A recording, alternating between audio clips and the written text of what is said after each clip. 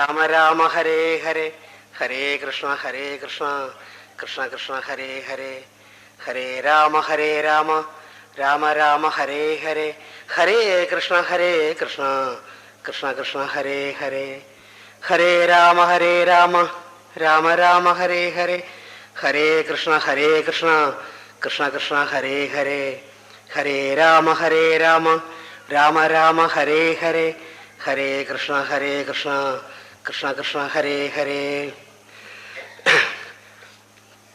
ജന്മാദ്യസേതോന്യാർദ്ധാർത്ഥേഷവിജ്ഞസ്വരാട് തേനേ ബ്രഹ്മഹൃദായ ആദികവയെ മുഹ്യന്തിയൽ സൂരയ തേജോ വാര്യമൃതാം യഥാ വിനിമയോ എത്ര തസർഗോമുഷ ധാമനാസേന സദാ നിരസ്തകുഹകം സത്യം പരം ധീമഹി.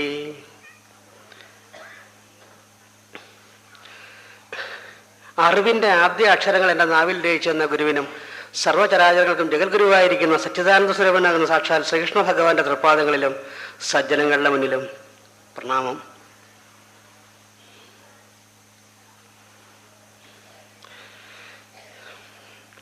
ഈ ശ്രീമദ് ഭാഗവത തത്വ സമീക്ഷ എന്ന കാലങ്ങളായിട്ട് നടത്തിക്കൊണ്ടുവരുന്ന ഈ യജ്ഞത്തിൽ മഹൽ വ്യക്തികളുടെ ആ സാന്നിധ്യത്തിൽ അനുഗ്രഹം വാങ്ങിച്ചുകൊണ്ട് എന്തെങ്കിലുമൊക്കെ പറയുന്നതിന് വാഗ്ദേവതയായ പരദേവതയെ വാക്കുകൾ മനോഹരമായി പ്രവഹിക്കുന്നതിനും ആശയവിനിമയം ഭംഗിയാക്കി എല്ലാവർക്കും ലഭ്യമാക്കുന്നതിനും അനുഗ്രഹിക്കണേ എന്ന് പ്രാർത്ഥിക്കുകയാണ്.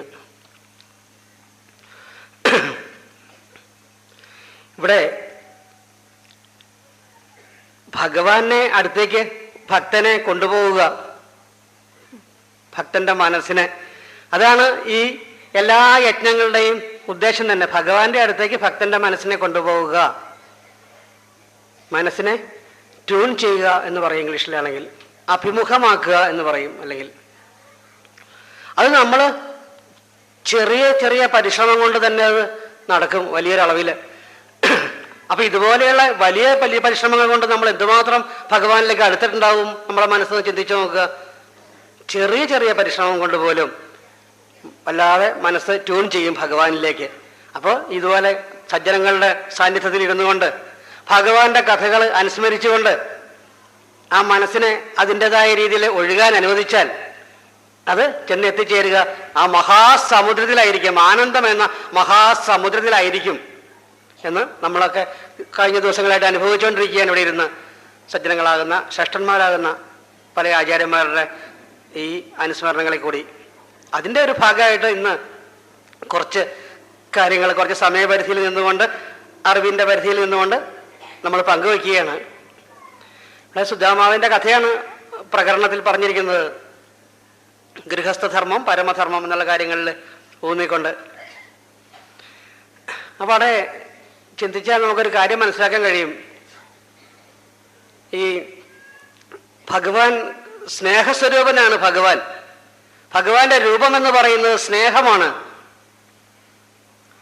സ്നേഹസ്വരൂപനാകുന്ന ഭഗവാനെ സാക്ഷാത്കരിക്കണമെങ്കിൽ 3 വഴിയേ ഉള്ളൂ.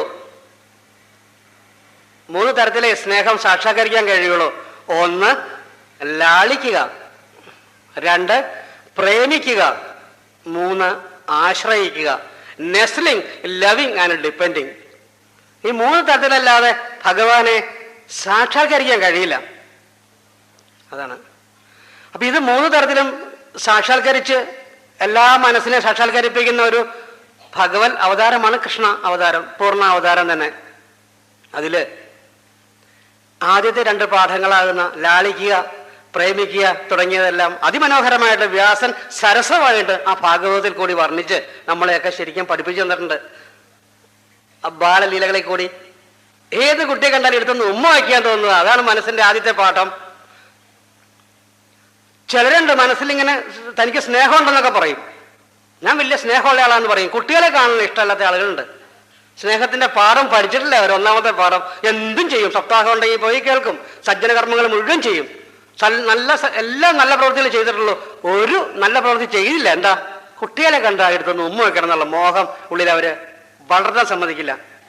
അങ്ങനെയുള്ളവരും ഉണ്ട്. സ്നേഹത്തിന്റെ ആദ്യ പാഠം പഠിക്കാത്തവര്.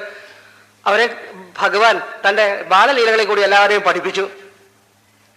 ഇപ്പോൾ നമ്മൾ അനുസ്മരിച്ചതാണ് അതിൻ്റെ തത്വങ്ങളൊക്കെ കഴിഞ്ഞ ദിവസങ്ങളിൽ. 2ാമത്തെ പാഠം പ്രേമിക്കുക എന്നുള്ളത്. ഓരോ പാഠം പഠിച്ചു വേണമല്ലോ അവസാനത്തെ പാഠത്തിലേക്ക് ചെല്ലാൻ. ആ പ്രേമിക്കുക എന്നുള്ള പാഠവും അതിമനോഹരമായിട്ട് വ്യാസൻ രാസലീലയിൽ കൂടിയും രുക്മിണി സ്വയംവരം കഴിഞ്ഞ ദിവസം ഇവിടെ ആഖ്യാനം ചെയ്ത രുക്മിണി സ്വയംവരം വരെയുള്ള ഭാഗങ്ങളെ കൂടി അതിമനോഹരമായിട്ട് നമ്മളെയൊക്കെ പഠിപ്പിച്ചിട്ടുണ്ട്. പ്രേമിക്കാൻ യോഗ്യൻ ഒരാളെ ഉള്ളൂ എന്ന് നമുക്ക് ബോധ്യമായി. ഇപ്പൊ ലാളിക്കാൻ യോഗ്യൻ ഒരാളെ ഉള്ളൂ എന്ന് നമുക്ക് ബോധ്യമായി. ഭഗവാന്റെ ഈ അവതാരം കൃഷ്ണാവതാരം മാത്രം. ഇനി അതില് മൂന്നാമത്തെയും അവസാനത്തെയുമായ പാഠമാണ് ആശ്രയിക്കുക. ഡിപ്പെൻഡിങ് ദി ഗോഡ്, ആശ്രയിക്കുക. ആ പാഠം അതിമനോഹരമായിട്ട് ആഖ്യാനം ചെയ്യുന്ന ഒരു ഉപാഖ്യാനാണ് പൃഥുകോപാഖ്യാനം, അല്ലെങ്കിൽ സുദാമാവിന്റെ കഥ. കുചേലവൃത്തം എന്ന പേരിൽ നമ്മൾ അറിയപ്പെടുന്ന കഥ. കഥയ്ക്ക് പ്രസക്തിയില്ല, കാരണം കഥകൾ നമ്മൾ കേട്ട് കഥകളിയായിട്ടും പല സപ്താഹങ്ങളിലൊക്കെ കേട്ടിട്ടുള്ളതാണ്. അപ്പൊ അതിലെ ഊറി വരുന്ന ആ അമൃതം ആ കരിമ്പിൽ നിന്ന് വലിച്ചു കുടിക്കുന്നത് പോലെ സുദാമാവിന്റെ കഥയിലെ പൃഥുകോപാഖ്യാനത്തിന്റെ ഊറി വരുന്ന മധുരം, സ്വാദു പതേ എന്ന് ഭാഗവതി പറയുന്ന ആ മാധുര്യമുണ്ട്. അതൊന്ന് ഒന്ന് കടിച്ച് വലിച്ചു നോക്കാൻ നമുക്ക് ശ്രമിക്കാം.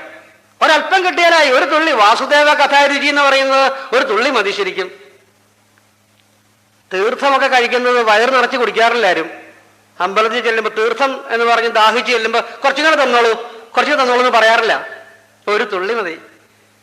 തീർത്ഥം കഴിക്കുന്നവരൊക്കെ വ്യവസ്ഥ തന്നെയുണ്ട്. ഒരു ഉഴുന്നിന്റെ മണി കയ്യിൽ വെച്ചു കഴിഞ്ഞാൽ അത് മുങ്ങാൻ ഭാഗത്തിലുള്ള ജലം അല്ലെങ്കിൽ തീർത്ഥമേ കഴിക്കാവുന്ന. അപ്പൊ അതിലും വളരെ 1000-1 അംശം മതി ഈ വാസുദേവ കഥാരുചിയാകുന്ന തീർത്ഥം നുണയാൻ. അതിന് പരിശ്രമിക്കണം നമ്മൾ. എങ്ങനെ? ഈ കഥകൾ കേൾക്കുമ്പോൾ എൻ്റെ ഉള്ളിൽ വാസുദേവ കഥാരുചി വന്നുണ്ടോ എന്നറിയാനായിട്ടൊന്ന് നുണഞ്ഞു നോക്കുക നാവുകൊണ്ട്. ആരെയും കാണിക്കേണ്ട ആവശ്യമില്ല.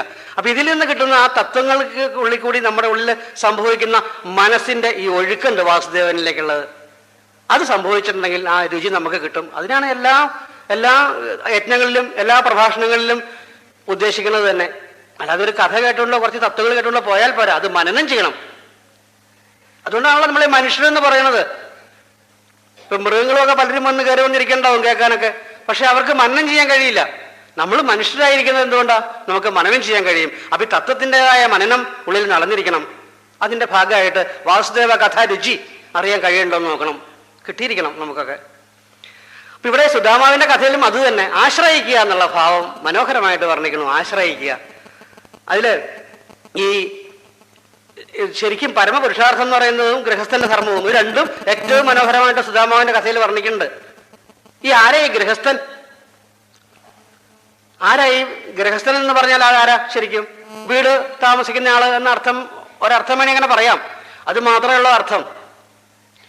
ഒരു തരത്തില് പല ബന്ധനങ്ങളെ, തന്നിൽ നേരെ വരുന്ന ബന്ധനങ്ങളെ തന്നെ ഗ്രഹിക്കുന്നതിന്, ഗ്രാഹം എഴുതുന്ന മുതലയുടെ തന്നെ പിടിക്കാനായിട്ട് വരുന്ന പല ബന്ധനങ്ങളെ ഒരു കോട്ട കെട്ടിക്കൊണ്ട് സംരക്ഷിക്കുന്നയാളാണ് ഗൃഹസ്ഥൻ.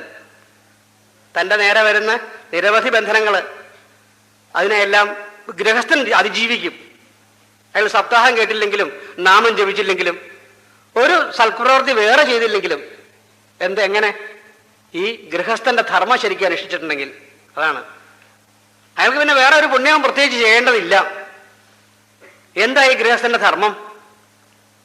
അതിന് മുമ്പുള്ള ബാലധർമ്മം, കൗമാരത്തില്, യൗവനത്തില് ഒക്കെ ഓരോ ആശ്രമങ്ങളിൽ ഓരോ ധർമ്മമുണ്ട്.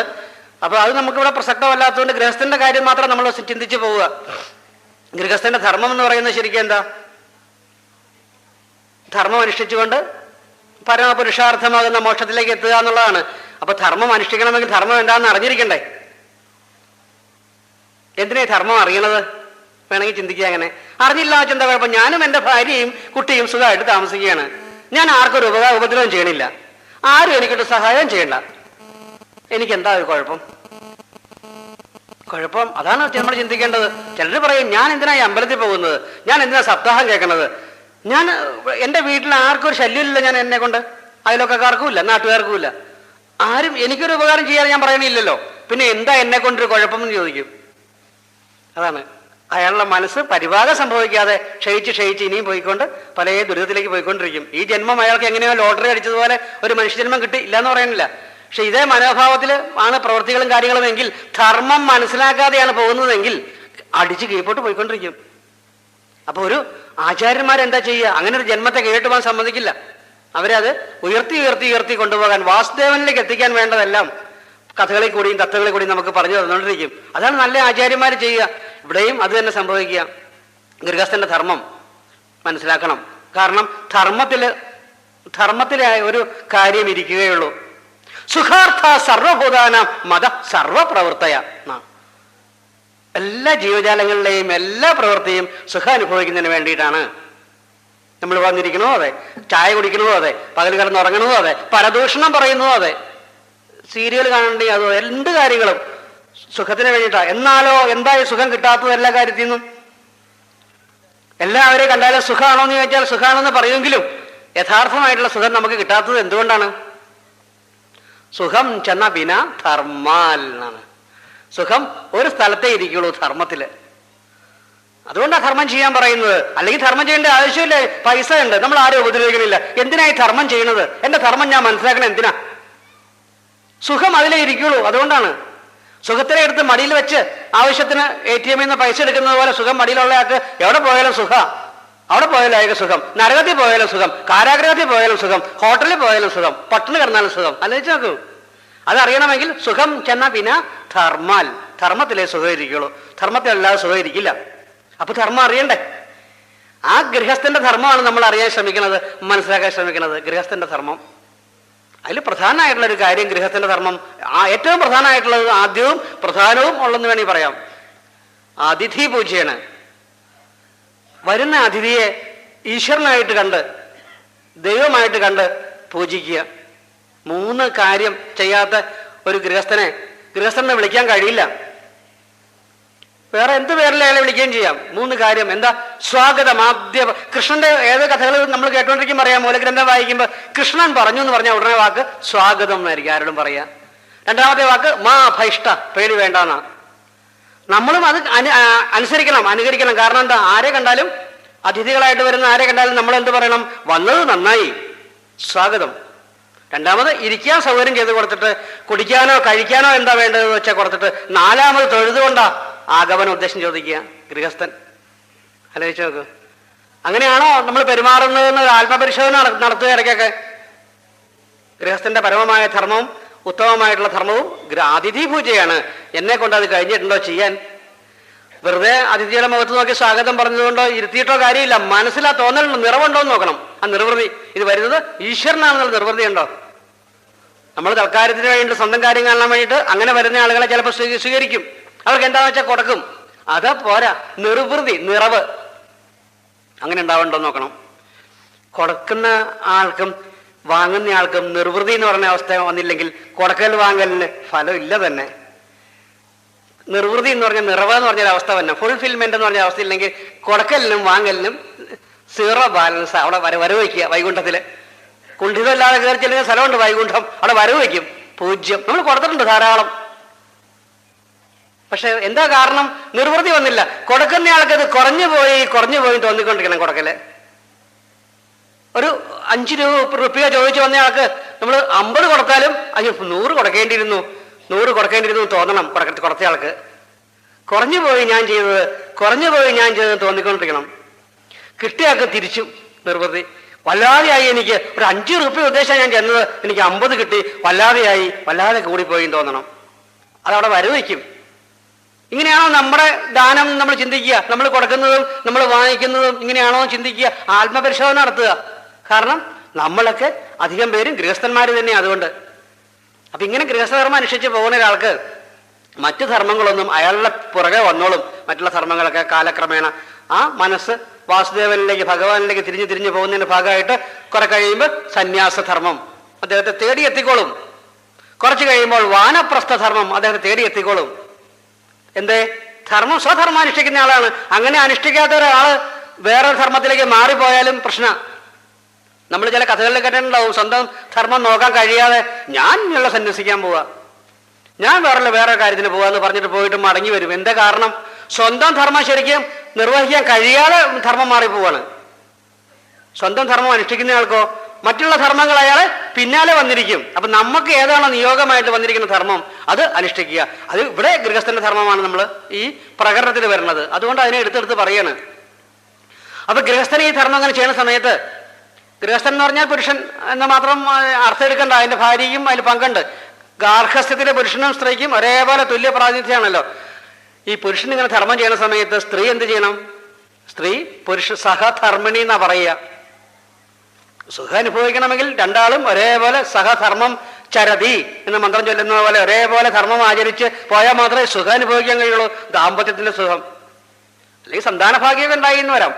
ദാമ്പത്യ സൗഖ്യം എന്ന് പറഞ്ഞ് ഒന്ന് കിട്ടണമെങ്കിൽ സഹധർമ്മം ചരതി. അത് ഭർത്താവ് ഇങ്ങനെ സ്വന്തം ധർമ്മമായിട്ടുള്ള ഗൃഹസ്ഥനെ അല്ലെ അതിഥി പൂജ ചെയ്യുന്ന ആളാണെന്ന് കണ്ടാൽ ഭാര്യ അതിന് എല്ലാ തരത്തിലും സഹകരിച്ച് വേണം കാര്യങ്ങൾ ചെയ്യാൻ. വരുന്ന സ്ത്രീയുടെ കാല് കഴിയിക്കുക, അവർക്ക് ഇരിപ്പിടം ഒരുക്കി കൊടുക്കുക, ആഹാരം കൊടുക്കുക, ഇതെല്ലാം. അങ്ങനെ രണ്ടുപേരും കൂടി ധർമ്മം അനുഷ്ഠിക്കുമ്പോൾ ഈ വരുന്ന അതിഥി പൂജ കഴിഞ്ഞ് അദ്ദേഹം നമ്മുടെ ആതിഥ്യം നമ്മുടെ പൂജയൊക്കെ സ്വീകരിച്ച് മടങ്ങി അനുഗ്രഹിച്ച് പോകും. അങ്ങനെ സജ്ജനങ്ങളാകുന്ന അതിഥികൾ, അതുപോലെ സജ്ജനങ്ങളാകുന്ന അതിഥികൾ അപൂർവമായിട്ട് നമുക്ക് വന്നു കിട്ടുകയുള്ളൂ. നമ്മുടെ ഗൃഹത്തിലൊക്കെ നിസ്സാര സമയം അവരിയ്ക്കുള്ളൂ. അപ്പൊ അത് സുഹൃതം കൊണ്ട് അങ്ങനെ വന്നു കിട്ടുക. ഈശ്വരൻ തന്നെയാണ് അതിഥിയായിട്ട് വരുന്നത്. അപ്പൊ ആ ഈശ്വരനെ പൂജിക്കാനുള്ള അവസരമാണെന്ന് കണ്ട് ഈ ഗൃഹസ്ഥൻ എന്ത് ചെയ്യും? തൻ്റെ പത്നിയോട് കൂടി ആ അതിഥിയെ പൂജിക്കും. അനുഗ്രഹം കൊടുത്തുകൊണ്ട് അതിഥി പോവുകയും ചെയ്യും. പോയാൽ ഈ പത്നിയുടെ മനസ്സിൽ ഒരു മാറ്റം വരണം, ഒരു പ്രത്യേക മനോഭാവം. എന്താ വരേണ്ടത്? യാ പതി ഹരിരൂപേണ, ആരാണോ ഏതൊരു പത്നിയാണോ ഗൃഹസ്ഥന്റെ കൂടെ ജീവിക്കുന്ന ആ ഗൃഹിണി, ഗൃഹസ്ഥയായിട്ടുള്ള പത്നി തൻ്റെ ഭർത്താവിനെ ഹരിയെ പോലെ ഉപാസിക്കുന്നതെന്ന്, ആ വീട്ടിലെ സ്ത്രീ ശ്രീ ആയിരിക്കും. ഏതൊരു വീട്ടിലെ സ്ത്രീയാണോ തൻ്റെ ഭർത്താവിനെ ഹരിയെ പോലെ ഉപാസിക്കുന്നത്, ആ വീട്ടിലെ സ്ത്രീ ശ്രീ ആയിരിക്കും എന്നാണ്. ഇപ്പൊ നോക്കിക്കോളൂ, എപ്പോഴും ഹരിപൂജ ചെയ്തുകൊണ്ടിരിക്കണം. നോക്കൂ, ഒരു ഗൃഹസ്ഥ നമുക്കതിന് കഴിയുന്നില്ലെങ്കിൽ എൻ്റെ ഈ മനോഭാവത്തിന്റെ കുഴപ്പമില്ലേ നോക്കൂ. ആ ഗൃഹസ്ഥയ്ക്ക് വരുന്ന അതിഥിയെ ഹരിയായിട്ട് കണ്ട് പൂജിക്കാനുള്ള അവസരമായി. ആ വരുന്ന അതിഥി അനുഗ്രഹം കൊണ്ട് പോയി കഴിഞ്ഞു, അനുഗ്രഹം നൽകിയിട്ട്. പിന്നെ അതേ ആ ഗൃഹസ്ഥ എന്താ ചെയ്യണത്? ഭർത്താവിനെ ഹരിയായിട്ട് കണ്ട് പൂജിക്കുന്നു. എന്നും ആ ഐശ്വര്യം ശ്രീ, എന്നും അങ്ങനെ ഐശ്വര്യത്തിന്റെ മട്ടുപാവല് അല്ലെങ്കിൽ ഉത്തുംഗത്തിൽ അവർ ഉയർന്നു നിൽക്കുക. അവര് അങ്ങനെയാണ്. ഇവിടെയും ഇത് തന്നെ സംഭവിക്കുക. ഈ സുധാമാവന്റെ കഥയിലും അത് തന്നെ. ധർമ്മം സ്വധർമ്മം ശരിക്കും അനുഷ്ഠിച്ചുകൊണ്ട് പോകുന്ന ആ ആളുകൾക്ക് മറ്റുള്ള കാര്യങ്ങളെല്ലാം പിന്നാലെ വന്നിരിക്കും എന്ന് അതിമനോഹരമായിട്ടുള്ള ആഖ്യാനാണ് കഥകളിൽ കൂടി പറഞ്ഞു തരിക. അതില് വിദഗ്ധ ഇന്ദ്രിയാർത്ഥേഷു പ്രശാന്താത്മാ ജിതേന്ദ്രിയ, സുധാമാവനെ കുറിച്ചൊക്കെ പറയുമ്പോൾ തന്നെ പറയുന്നത് എന്താ? സ്വന്തം ധർമ്മം അനുഷ്ഠിക്കുന്ന ഒരാൾക്ക് ഇന്ദ്രിയങ്ങളിലധികം രമിക്കാൻ കഴിയില്ല. നമ്മൾ ഈ ഒരതിഥി കയറി വരുന്ന സമയത്ത് നമ്മൾ നല്ലൊരു സീരിയൽ കണ്ടുകൊണ്ടിരിക്കുകയാണ് ഗൃഹത്തിൽ. നല്ല ഏറ്റവും വികാരനിർഭരമായ രംഗം. ഇനി എന്താ സംഭവിക്കേണ്ടത്, ഇനി എന്താ സംഭവിക്കണമെന്ന് അറിയാനുള്ള ആകാംക്ഷയിൽ ഇരിക്കുമ്പോഴാണ് അതിഥി കയറി വരുന്നത്. ഇയാൾക്ക് തൻ്റെ കണ്ണെന്നുള്ള ഇന്ദ്രിയത്തിൽ രമിക്കാൻ കഴിയില്ല. ഈ സീരിയൽ നോക്കിക്കൊണ്ട് അതിഥിയെ നോക്കി സ്വാഗതം പറയണം. അതിൽ പറയുന്ന വർത്തമാനം കേട്ട് രമിക്കാൻ കഴിയില്ല ചെവി എന്ന ഇന്ദ്രിയം കൊണ്ട്. എന്തേ? അതിഥി പറയുന്ന വാക്കുകൾക്ക് താൻ മറുപടി പറയണം. ശരിക്കും ധർമ്മം അനുഷ്ഠിക്കുന്ന ഒരാൾക്ക് ഇന്ദ്രിയത്തിന് പ്രീതി കൊടുക്കാൻ കഴിയില്ല. അതാണ് ഇവിടെ സുധാമാവിന്റെ കഥയിലും. സുധാമ എന്നുള്ള പേര് തന്നെ ഇല്ലേ, അനവധി അർത്ഥ പൊലിമയുള്ള അർത്ഥങ്ങളെ നമുക്ക് അതിൽ എടുക്കാൻ കഴിയും. കാരണം പേര് തന്നെ എന്താ? സുധാമ, നല്ലൊരു കയറെന്ന.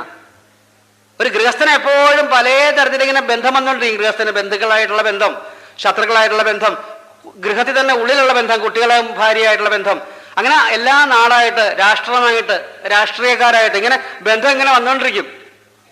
നല്ല കെട്ട് എപ്പോഴും വന്നുകൊണ്ടിരിക്കും ഈ ഗൃഹസ്ഥന് പല സ്ഥലങ്ങളിലും. അപ്പോ സ്വന്തം ഒരു നല്ലൊരു അതിനെയൊക്കെ അതിജീവിക്കാൻ പറ്റിയ ഒരു കടുങ്കെട്ട്, ആ കെട്ടിന്റെയൊക്കെ മുകളിൽ ഒരു വലിയ കടുങ്കെട്ടിടാൻ പാകത്തിന്റെ കയറ് തൻ്റെ കയ്യിലുണ്ടെങ്കിലോ, എന്നെ കെട്ടിരിക്കുന്ന കെട്ടൊക്കെ നിസ്സാരേ ഉള്ളൂ, ഞാനത് പൊട്ടിച്ച് കളയും, ഒരു നല്ല കെട്ടുകൊണ്ട് ഞാൻ ഇതിന്റെ മുകളിലിട്ട് എന്ന് ബോധമുള്ള ആൾ എന്ത് ചെയ്യും? വരുന്ന ബന്ധങ്ങളൊന്നും എനിക്ക് ശാശ്വതമല്ല, എന്നെ ചതിക്കുന്നതാണ്, എന്നെ ഉപകാരമുള്ളതല്ല എനിക്കെന്ന് കണ്ടിട്ട് അയാൾ ആ ബന്ധനത്തെയൊക്കെ ഒരു വലിയ കെട്ടുകൊണ്ട് കടുങ്കെട്ടാക്കിയിട്ട് മാറ്റും. സുധാമാവും അത് തന്നെ. സുധാമ, ദാവം കയറ്, ഇത് നല്ല കയറാ അദ്ദേഹത്തിന്റെ കയ്യിൽ. അദ്ദേഹത്തിന്റെ ജന്മം തന്നെ ഒരു നല്ല കയറാ. പിന്നെ അങ്ങനെ ഒരാൾക്ക് എന്ത് വേറെ ബന്ധം ബാധിക്കാൻ അദ്ദേഹത്തെ ആലോചിച്ച് നോക്കും. ഈ ബന്ധം എങ്ങോട്ടാ സ്ഥാപിച്ചിരിക്കുന്നത്? സുധാമ എന്ന ദാമത്തിന്റെ ഒരു അറ്റം തൂങ്ങിക്കിടക്കണ്ടാവും, അത് എങ്ങോട്ടെങ്കിലും കൂട്ടി കെട്ടണമല്ലോ, കഴിഞ്ഞു പോകണ്ട്. അങ്ങനെ നോക്കുമ്പോൾ പാകത്തിന് ഒരു കയറിന്റെ തുമ്പ് വേറെ ഒരു സ്ഥലത്ത് കിടപ്പുണ്ട്. ദാമോദരൻ എന്ന ദാമത്തിന്റെ ഒരു തുമ്പ് ഇപ്പറ കിടക്കണം. സുധാമാവ് എന്ന തന്റെ പേരാകുന്ന കയറിന്റെ ഒരു തുമ്പ് ദാമോദരന്റെ യശോദ അര കെട്ടിയിരിക്കുന്ന തുമ്പിലേക്ക് കയറ്റുകയും കെട്ടി. അതാ ഭക്തന്റെ മനസ്സ് ഭഗവാനിലേക്ക് ബന്ധിക്കുന്നത്. കഥ കേൾക്കുമ്പോൾ നമ്മുടെ മനസ്സറിയാതെ ഭഗവാനിലേക്ക് ചുറ്റുന്നത് അങ്ങനെയാണ്. എവിടെയെങ്കിലും ഒരു സപ്താഹത്തിൽ കൃഷ്ണന്റെ കഥ കേൾക്കണു, കൃഷ്ണന്റെ കീർത്തനം ചൊല്ലുന്നു, കൃഷ്ണന്റെ പടം കാണുന്നു, കൃഷ്ണ കൃഷ്ണ എന്ന് വിളിക്കുന്നു. അറിയാതെ മനസ്സ് ചുറ്റുന്നതാണ് ഈ ബന്ധനം, ഭഗവാനിലേക്ക് വരുന്ന ബന്ധനം. അത് അതിമനോഹരമായിട്ട് നിർവഹിച്ച ആളാ സുധാമാവ്. അതിമനോഹരമായിട്ട് തന്നെ ആ പത്നി അതിന് പങ്കെടുക്കുകയും ചെയ്തു. കാരണം എന്തുകൊണ്ടാ? ദാരിദ്ര്യമാണെങ്കിൽ ക്ഷാമ എന്നാണ്, വിശപ്പ് കൊണ്ട് കൃഷയായവള് പത്നി. അങ്ങനെയുള്ള ഒരാൾ സാധാരണ രീതിയിൽ എന്താ ചെയ്യുക? ഭർത്താവിനോട് പറഞ്ഞ വീണ്ടും വീണ്ടും തനിക്ക് എന്തെങ്കിലും ദാരിദ്ര്യം ഇല്ലാതെ ആവാനുള്ളതിന് വേണ്ടിയിട്ടോ അല്ലെങ്കിൽ അതിനുള്ള കാര്യങ്ങൾ പരിശ്രമിക്കുന്നതിന് പറയും. ഇവിടെ എന്താ ചെയ്തത്? ഭർത്താവിന്റെ ധർമ്മം അനുഷ്ഠിക്കുന്നതിന് വേണ്ടി തനിക്ക് കഴിയുന്നതെല്ലാം യഥാശക്തി ചെയ്യുന്നു. അതാണ് ഉത്തമമായിട്ടുള്ള ഗൃഹസ്ഥ ധർമ്മം എന്ന് പറയുന്നത്. ദാരിദ്ര്യമാണെങ്കിലും വേറെ ഇല്ലെങ്കിലും എന്തോ ഉണ്ടെങ്കിലും അതിലൊക്കെ മനസ്സിൽ രമിക്കാതെ ഭർത്താവിന്റെ കൂടെ നിന്ന് ഭർത്താവിന് വേണ്ടത് ചെയ്തു കൊടുക്കുക. നമുക്ക് കഴിയുന്നുണ്ടോ ചിന്തിക്കുക. ഭർത്താക്കന്മാർക്ക് ഭാര്യയുടെ കാര്യങ്ങൾ അങ്ങനെ ചെയ്തു കൊടുക്കാൻ കഴിയുന്നുണ്ടോ ചിന്തിക്കുക. ഭാര്യമാര് ഭർത്താക്കന്മാരുടെ കാര്യങ്ങൾ ചെയ്തു കൊടുക്കാൻ കഴിയുന്നുണ്ടോ? സ്വയം ആത്മപരിശോധന നടത്തുന്നത് കേൾക്കുമ്പോൾ ധർമ്മം അനുഷ്ഠിക്കുന്നതിൽ എൻ്റെ ഇണയുടെ വികാരങ്ങൾക്ക് അനുസരിച്ച് ഞാൻ ധർമ്മം അനുഷ്ഠിക്കുന്നുണ്ടോ എന്ന് ഇരു കൂട്ടരും ചിന്തിച്ചാൽ തന്നെ ദാമ്പത്യം വിജയമായി. സുധാമാവിന്റെ ദാമ്പത്യത്തിലെ ഏറ്റവും വലിയ വിജയം അത് തന്നെയാണ്. കാരണം പത്നി ഭർത്താവിനെ അറിഞ്ഞ് തന്റെ ധർമ്മം അനുഷ്ഠിക്കുന്നതിൽ സഹകരിക്കുന്ന പത്നി. അതുകൊണ്ടാണ് പരിഭവം ഇല്ലാതിരുന്നത്, അതുകൊണ്ടാണ് വഴക്കില്ലാതിരുന്നത്. ആലോചിച്ച് നോക്കൂ, വലിയ സമ്പന്നന്റെ വീട്ടിലും ഒന്നുമില്ലാത്തവന്റെ വീട്ടിലും എന്നും വഴക്കുണ്ടാവും. കാരണം വലിയ സമ്പന്നന്റെ വീട്ടിൽ സമ്പത്ത് കൊണ്ടുള്ള വഴക്ക്, ഒന്നുമില്ലാത്ത അവസ്ഥയിൽ ദാരിദ്ര്യം വല്ലാതെ വന്ന ആ അവസ്ഥയിലുള്ള വഴക്ക്, അല്ലെങ്കിൽ കരച്ചില്. ദാരിദ്ര്യത്തിന്റെ ശബ്ദം പുറമേ കേൾക്കാം, സമ്പന്നന്റെ ശബ്ദം പുറമേ കേൾക്കാം. അതാണ് മധ്യവർത്തികളായ നമ്മുടെ ശബ്ദം പുറമെ കേൾക്കുന്നില്ലെങ്കിൽ അത് നമ്മൾ മധ്യവർത്തികളാണ്. ഉണ്ടോ എന്ന് ചോദിച്ചാൽ ഉണ്ടോ, അത് കഷ്ടിച്ച് കഴിഞ്ഞു വിടാൻ. ഇല്ലേ എന്ന് ചോദിച്ചാൽ വലിയ കാര്യമായിട്ടില്ല. ആ അവസ്ഥയിലുള്ളവരുടെ ശബ്ദം പുറത്ത് കേൾക്കില്ല. ഇവിടെ എന്താ പുറത്ത് കേൾക്കാത്തതിന്റെ കാരണം? ദാരിദ്ര്യം. ഇവർ രണ്ടുപേർക്കും ദാരിദ്ര്യത്തിന്റെ മൂർധന്യാണ്. ഒരവസരം സുധാമാവന്റെ വീട്ടിൽ നിന്ന് കേട്ടിട്ടുണ്ടോ നോക്കൂ. അവിടെ വല്ലപ്പോഴൊക്കെ നാമം ജപിക്കാൻ ആളുകൾ വരിക, ആ നാമം ജപിച്ചുകൊണ്ട് എന്തെങ്കിലും പ്രസാദമൊക്കെ ഉണ്ടെങ്കിൽ അത് കഴിക്കുക. ഇങ്ങനെയല്ലാതെ ഒരു തരത്തിലൊരു അപ്രിയ വാക്കോ ഒരു അവസരം ഉണ്ടായിട്ടില്ല. എന്താ? അവർക്കൊരു ലക്ഷ്യം ഉണ്ടായിരുന്നു. പത്നിക്ക് ലക്ഷ്യം എന്താ? ധർമ്മം അനുഷ്ഠിക്കുന്നില്ല എൻ്റെ ഭർത്താവിന്. എനിക്ക് എൻ്റെ സുഖം ഞാൻ നോക്കണില്ല, എൻ്റെ ജീവിതം ഇങ്ങനെ തന്നെ ഉള്ളൂ എന്നും. പക്ഷെ ഞാൻ ഒന്ന് ഉറപ്പിച്ചിട്ടുണ്ട്, ഈ ജന്മം ഞാൻ എൻ്റെ അധീനതയിലല്ല എനിക്ക് വന്നിരിക്കുന്നത്.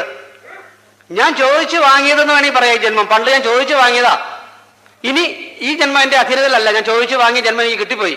ഞാൻ ചെയ്ത കർമ്മങ്ങളുടെ ഗതി അനുസരിച്ച്, ആ വാസന അനുസരിച്ച് എനിക്ക് കിട്ടിയ ജന്മം അത്. ഇനി ഇതെന്റെ അധീനതയിലല്ല. എനിക്ക് ഇനിത്തെ ജന്മം എനിക്ക് എന്റെ അധീനതയിലാക്കാം. പന്ത് ഇപ്പോൾ എന്റെ കോർട്ടിലാണെന്ന് കണ്ടു സുധാമാവന്റെ പത്നി. അടുത്ത ജന്മം എനിക്ക് ഭംഗിയായിട്ട് കളിക്കണമെങ്കിൽ ഞാൻ എൻ്റെ ധർമ്മം അനുഷ്ഠിക്കണം. എന്താ എൻ്റെ ധർമ്മം? ഭർത്താവിനെ പരിപാലിക്കുക. ഭർത്താവിന് എന്താണോ ആഗ്രഹം അതനുസരിച്ച് നിൽക്കുക. എന്താ ഈ ഭർത്താവിന്റെ ധർമ്മമാണ് അനുഷ്ഠിക്കണം സുധാമാവ്? അതിഥി പൂജ. അതിഥി ആരും വന്നില്ലെങ്കിലോ ഒരു കെട്ടിയിട്ടുണ്ട്, ബന്ധനമുണ്ട് ഭഗവാനായിട്ട്. ആ ബന്ധനത്തിൽ രമിക്കുക. അതാണ് സകല വികാരങ്ങളെയും ഇന്ദ്രിയങ്ങളെയും ആത്മാവിനെ ശാന്തമാക്കിക്കൊണ്ട് ഇന്ദ്രിയങ്ങളെ അടക്കി സുധാമാവ് കഴിയണ്ടോ എന്ന് പരീക്ഷിച്ച് നോക്കണം. എന്നിട്ടോ ആ സ്വന്തം ഗൃഹത്തിൽ എപ്പോഴും നമ്മൾ ഈ ഗൃഹസ്ഥൻ ചെയ്യേണ്ട ഒരു പ്രധാന കാര്യമുണ്ട്. സ്വന്തം ഗൃഹത്തില് അതിഥിവൽ, ഗൃഹേഷു അതിഥിവൽ എന്ന് പറയും. സ്വന്തം ഗൃഹത്തില് അതിഥിയെ പോലെ കഴിയുക. നമുക്ക് വേണമെങ്കിൽ പരീക്ഷിച്ച് നോക്കാവുന്ന കാര്യമാണ്. സ്വന്തം ഗൃഹത്തിൽ നമ്മളെന്താ ചെയ്യുക?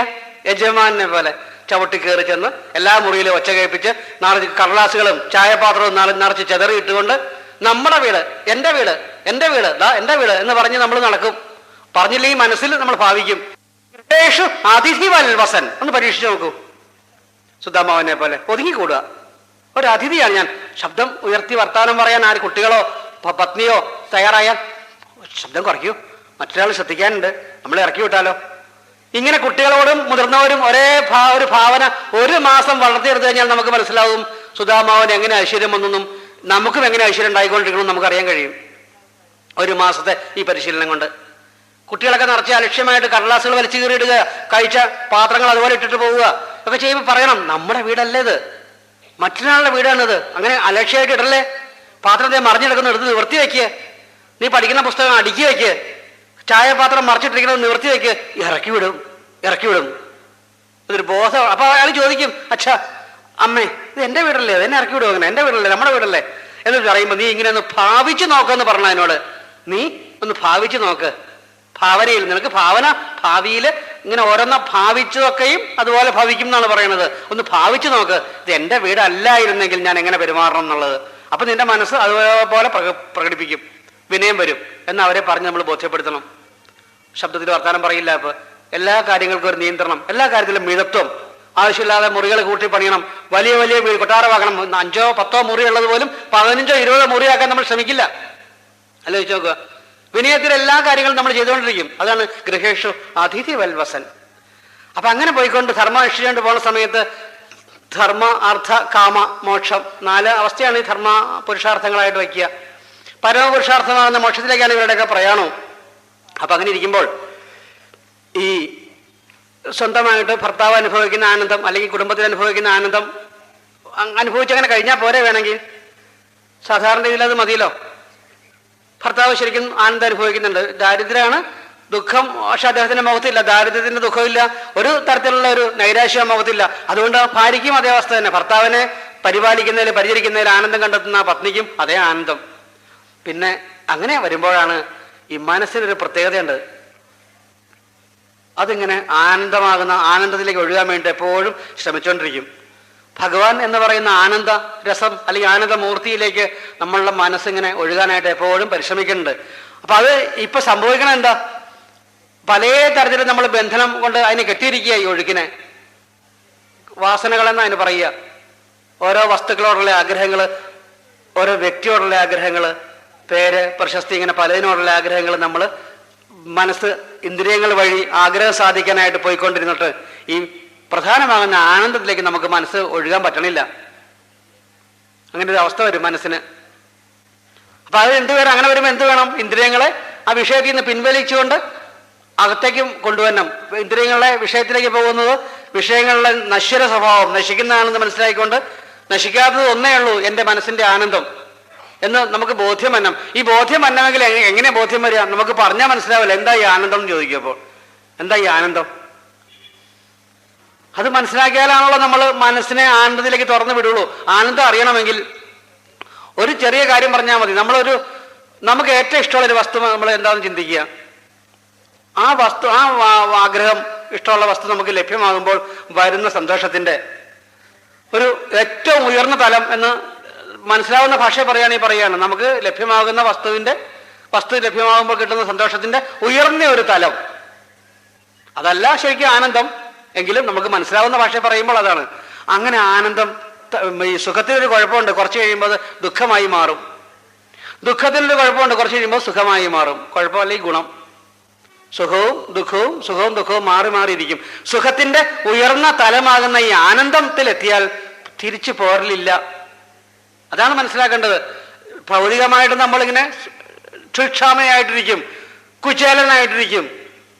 ദാരിദ്ര്യത്തിൽ ഗൃഹത്തിലൊന്നും പ്രത്യേകിച്ച് ആഹാരം കഴിക്കാൻ പോലും ഒന്നും ഉണ്ടായിന്ന് വരില്ല. പക്ഷേ മനസ്സിൽ സമ്പന്നനായിരിക്കും. എന്തേ? മനസ്സിൽ ആനന്ദമുള്ളതുകൊണ്ട്. ഈ ആനന്ദത്തിന് ഇങ്ങനെ എപ്പോഴും മനസ്സ് നിറഞ്ഞു നിൽക്കുന്ന ആനന്ദം താഴേക്ക് പിന്നെ ഒരു പോരലില്ല ഇതിന്. അതുകൊണ്ടാണ് ഭഗവാന്റെ കഥകളിലും ഭഗവാനോടുള്ള ഭക്തിയിലും ആനന്ദ സ്വരൂപന്മാരായിട്ട് വരുന്ന ആളുകൾ പരിസരം പോലും മറന്നിങ്ങനെ പലതിലും തുള്ളിച്ചാടി നടക്കാൻ കാരണം. നമുക്ക് തോന്നും ഒരു മാനസിക വിഭ്രാന്തിയെന്ന് തോന്നും കണ്ടു കഴിഞ്ഞാൽ. മഹർഷിമാരെയൊക്കെ നമുക്ക് കാണുമ്പോൾ അറിയാം അവരുടെ സന്തോഷവും എന്താ സന്തോഷിക്കാൻ കാരണം നമുക്ക് മനസ്സിലാവില്ല.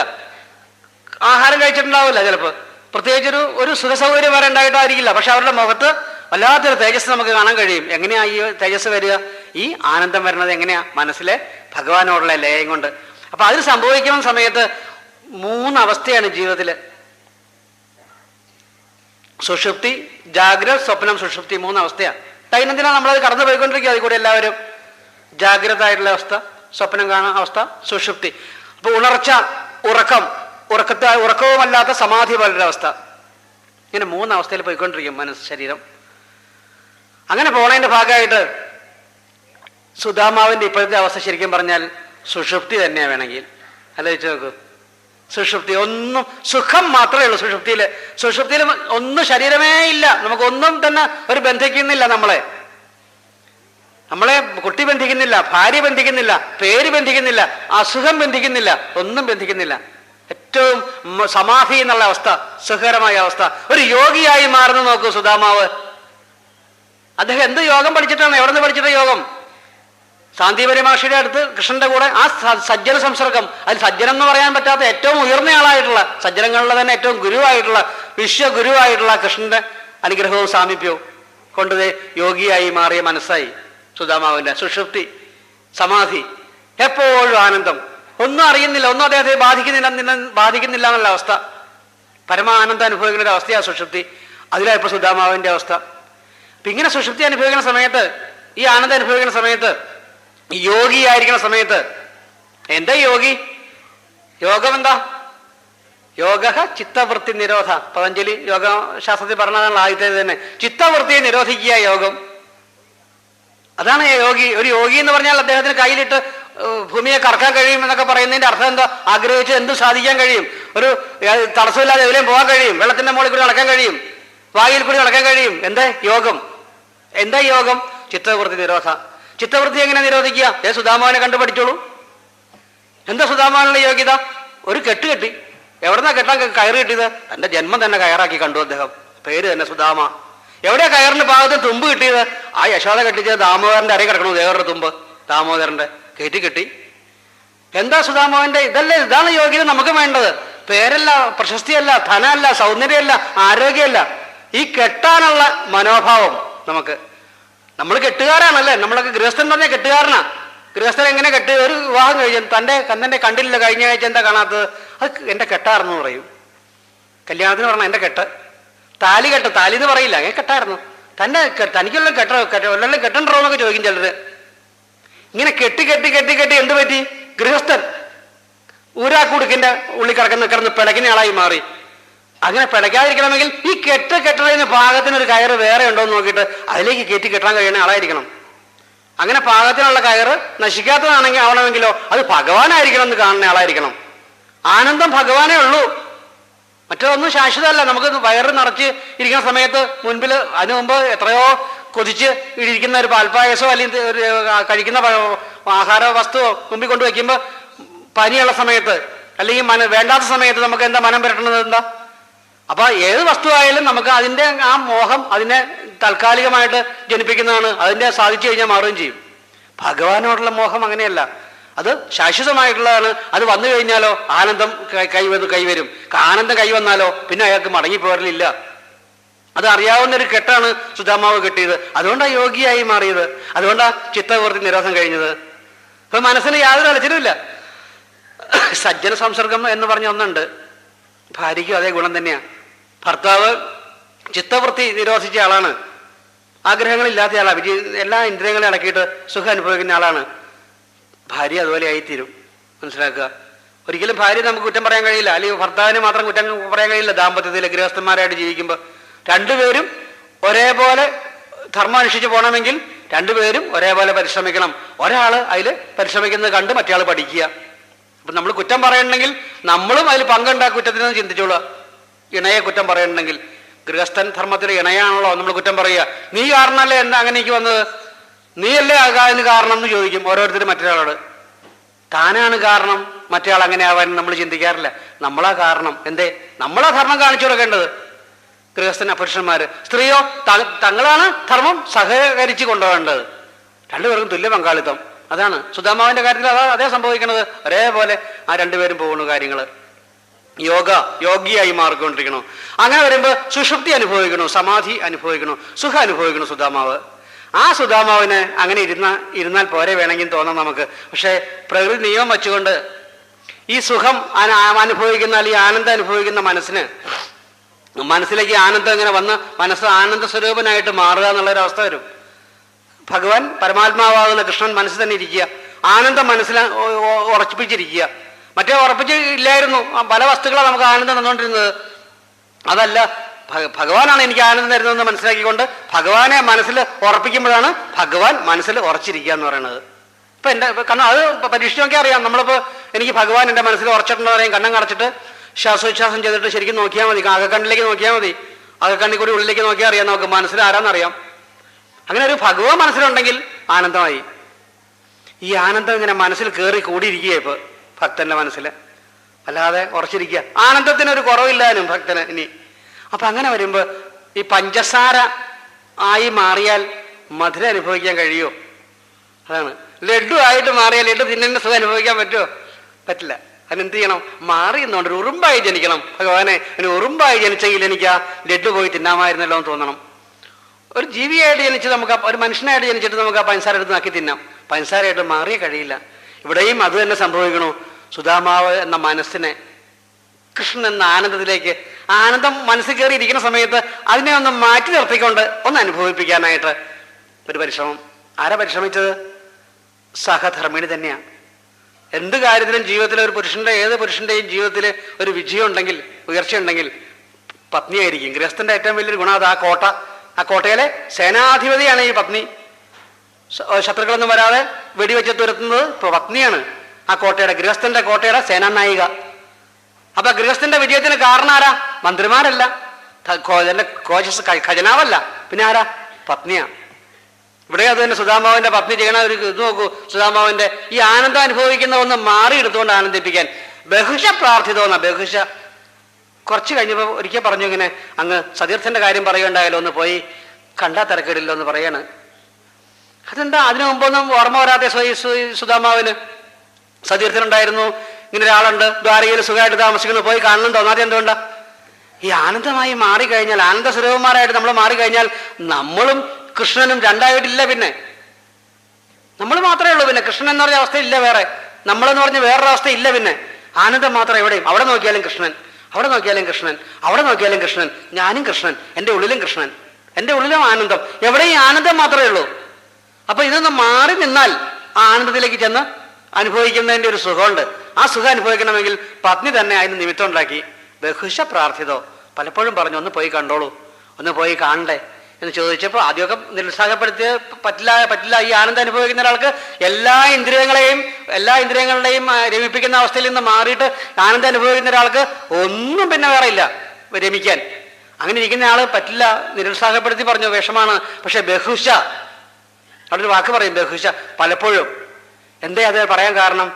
ഗൃഹസ്ഥ ധർമ്മത്തില് തൻ്റെ കോട്ടയെ രക്ഷിക്കുന്ന ആ ഗൃഹസ്ഥ പത്നിയുടെ ആ വാക്കിന് പ്രാധാന്യം കാണണം. ഒരു ഗൃഹസ്ഥൻ തൻ്റെ സ്വാർത്ഥത എന്നുള്ള ഒരു അല്പമെങ്കിലും അതിൽ വന്നുകൂടിയെങ്കിലോ എന്ന് തോന്നരുത് പിന്നീട്. അതുകൊണ്ട് എൻ്റെ ഈ ആനന്ദം അനുഭവിക്കുന്നതിന് ഞാനിപ്പോൾ ഒരു സ്ഥലത്തും പോകേണ്ട ആവശ്യമില്ല, എനിക്കിവിടെ കിട്ടേണ്ട ആനന്ദം. പക്ഷേ എൻ്റെ സഹധർമ്മിണിയായിട്ടുള്ള ആ പത്നിയുടെ വാക്ക് എനിക്ക് കേൾക്കണം. ഒന്ന് എഴുന്നേറ്റു. അപ്പോഴാണ് കിമുപായന മാനീതം, എന്താ എനിക്ക് കൊടുക്കാൻ കഴിയേണ്ടത്? ഭഗവാന്റെ അടുത്ത് സമർപ്പണത്തോടുകൂടി. ഇപ്പൊ നമ്മൾ ഈ മൂന്നാമത്തെ സ്നേഹത്തിൻ്റെതായിട്ടുള്ള പാഠം ആശ്രയിക്കുക എന്നുള്ളത് പഠിച്ചു വരണത്. ആശ്രയിക്കാൻ പോണ ഒരാളുടെ കയ്യിലേക്ക് സമർപ്പിച്ചാൽ എന്താ സമർപ്പിക്കുക? ശരീരത്തെ തന്നെ. ശരീരത്തെ സമർപ്പിച്ചു കഴിഞ്ഞാൽ പിന്നെ അയാൾ ആശ്രയിച്ചോളും, തന്നെ രക്ഷിച്ചോളും. താൻ ആശ്രയിക്കുന്നു, തൻ്റെ ശരീരത്തെ അങ്ങോട്ട് ആശ്രയിക്കുന്നു എന്ന് കണ്ടു കഴിഞ്ഞാൽ ആ ആള് രക്ഷിച്ചോളും എന്ന് കണ്ടുകൊണ്ടാണ് എന്താ കൊടുക്കാനുള്ളത് എന്ന് ചോദിക്കുന്നത്.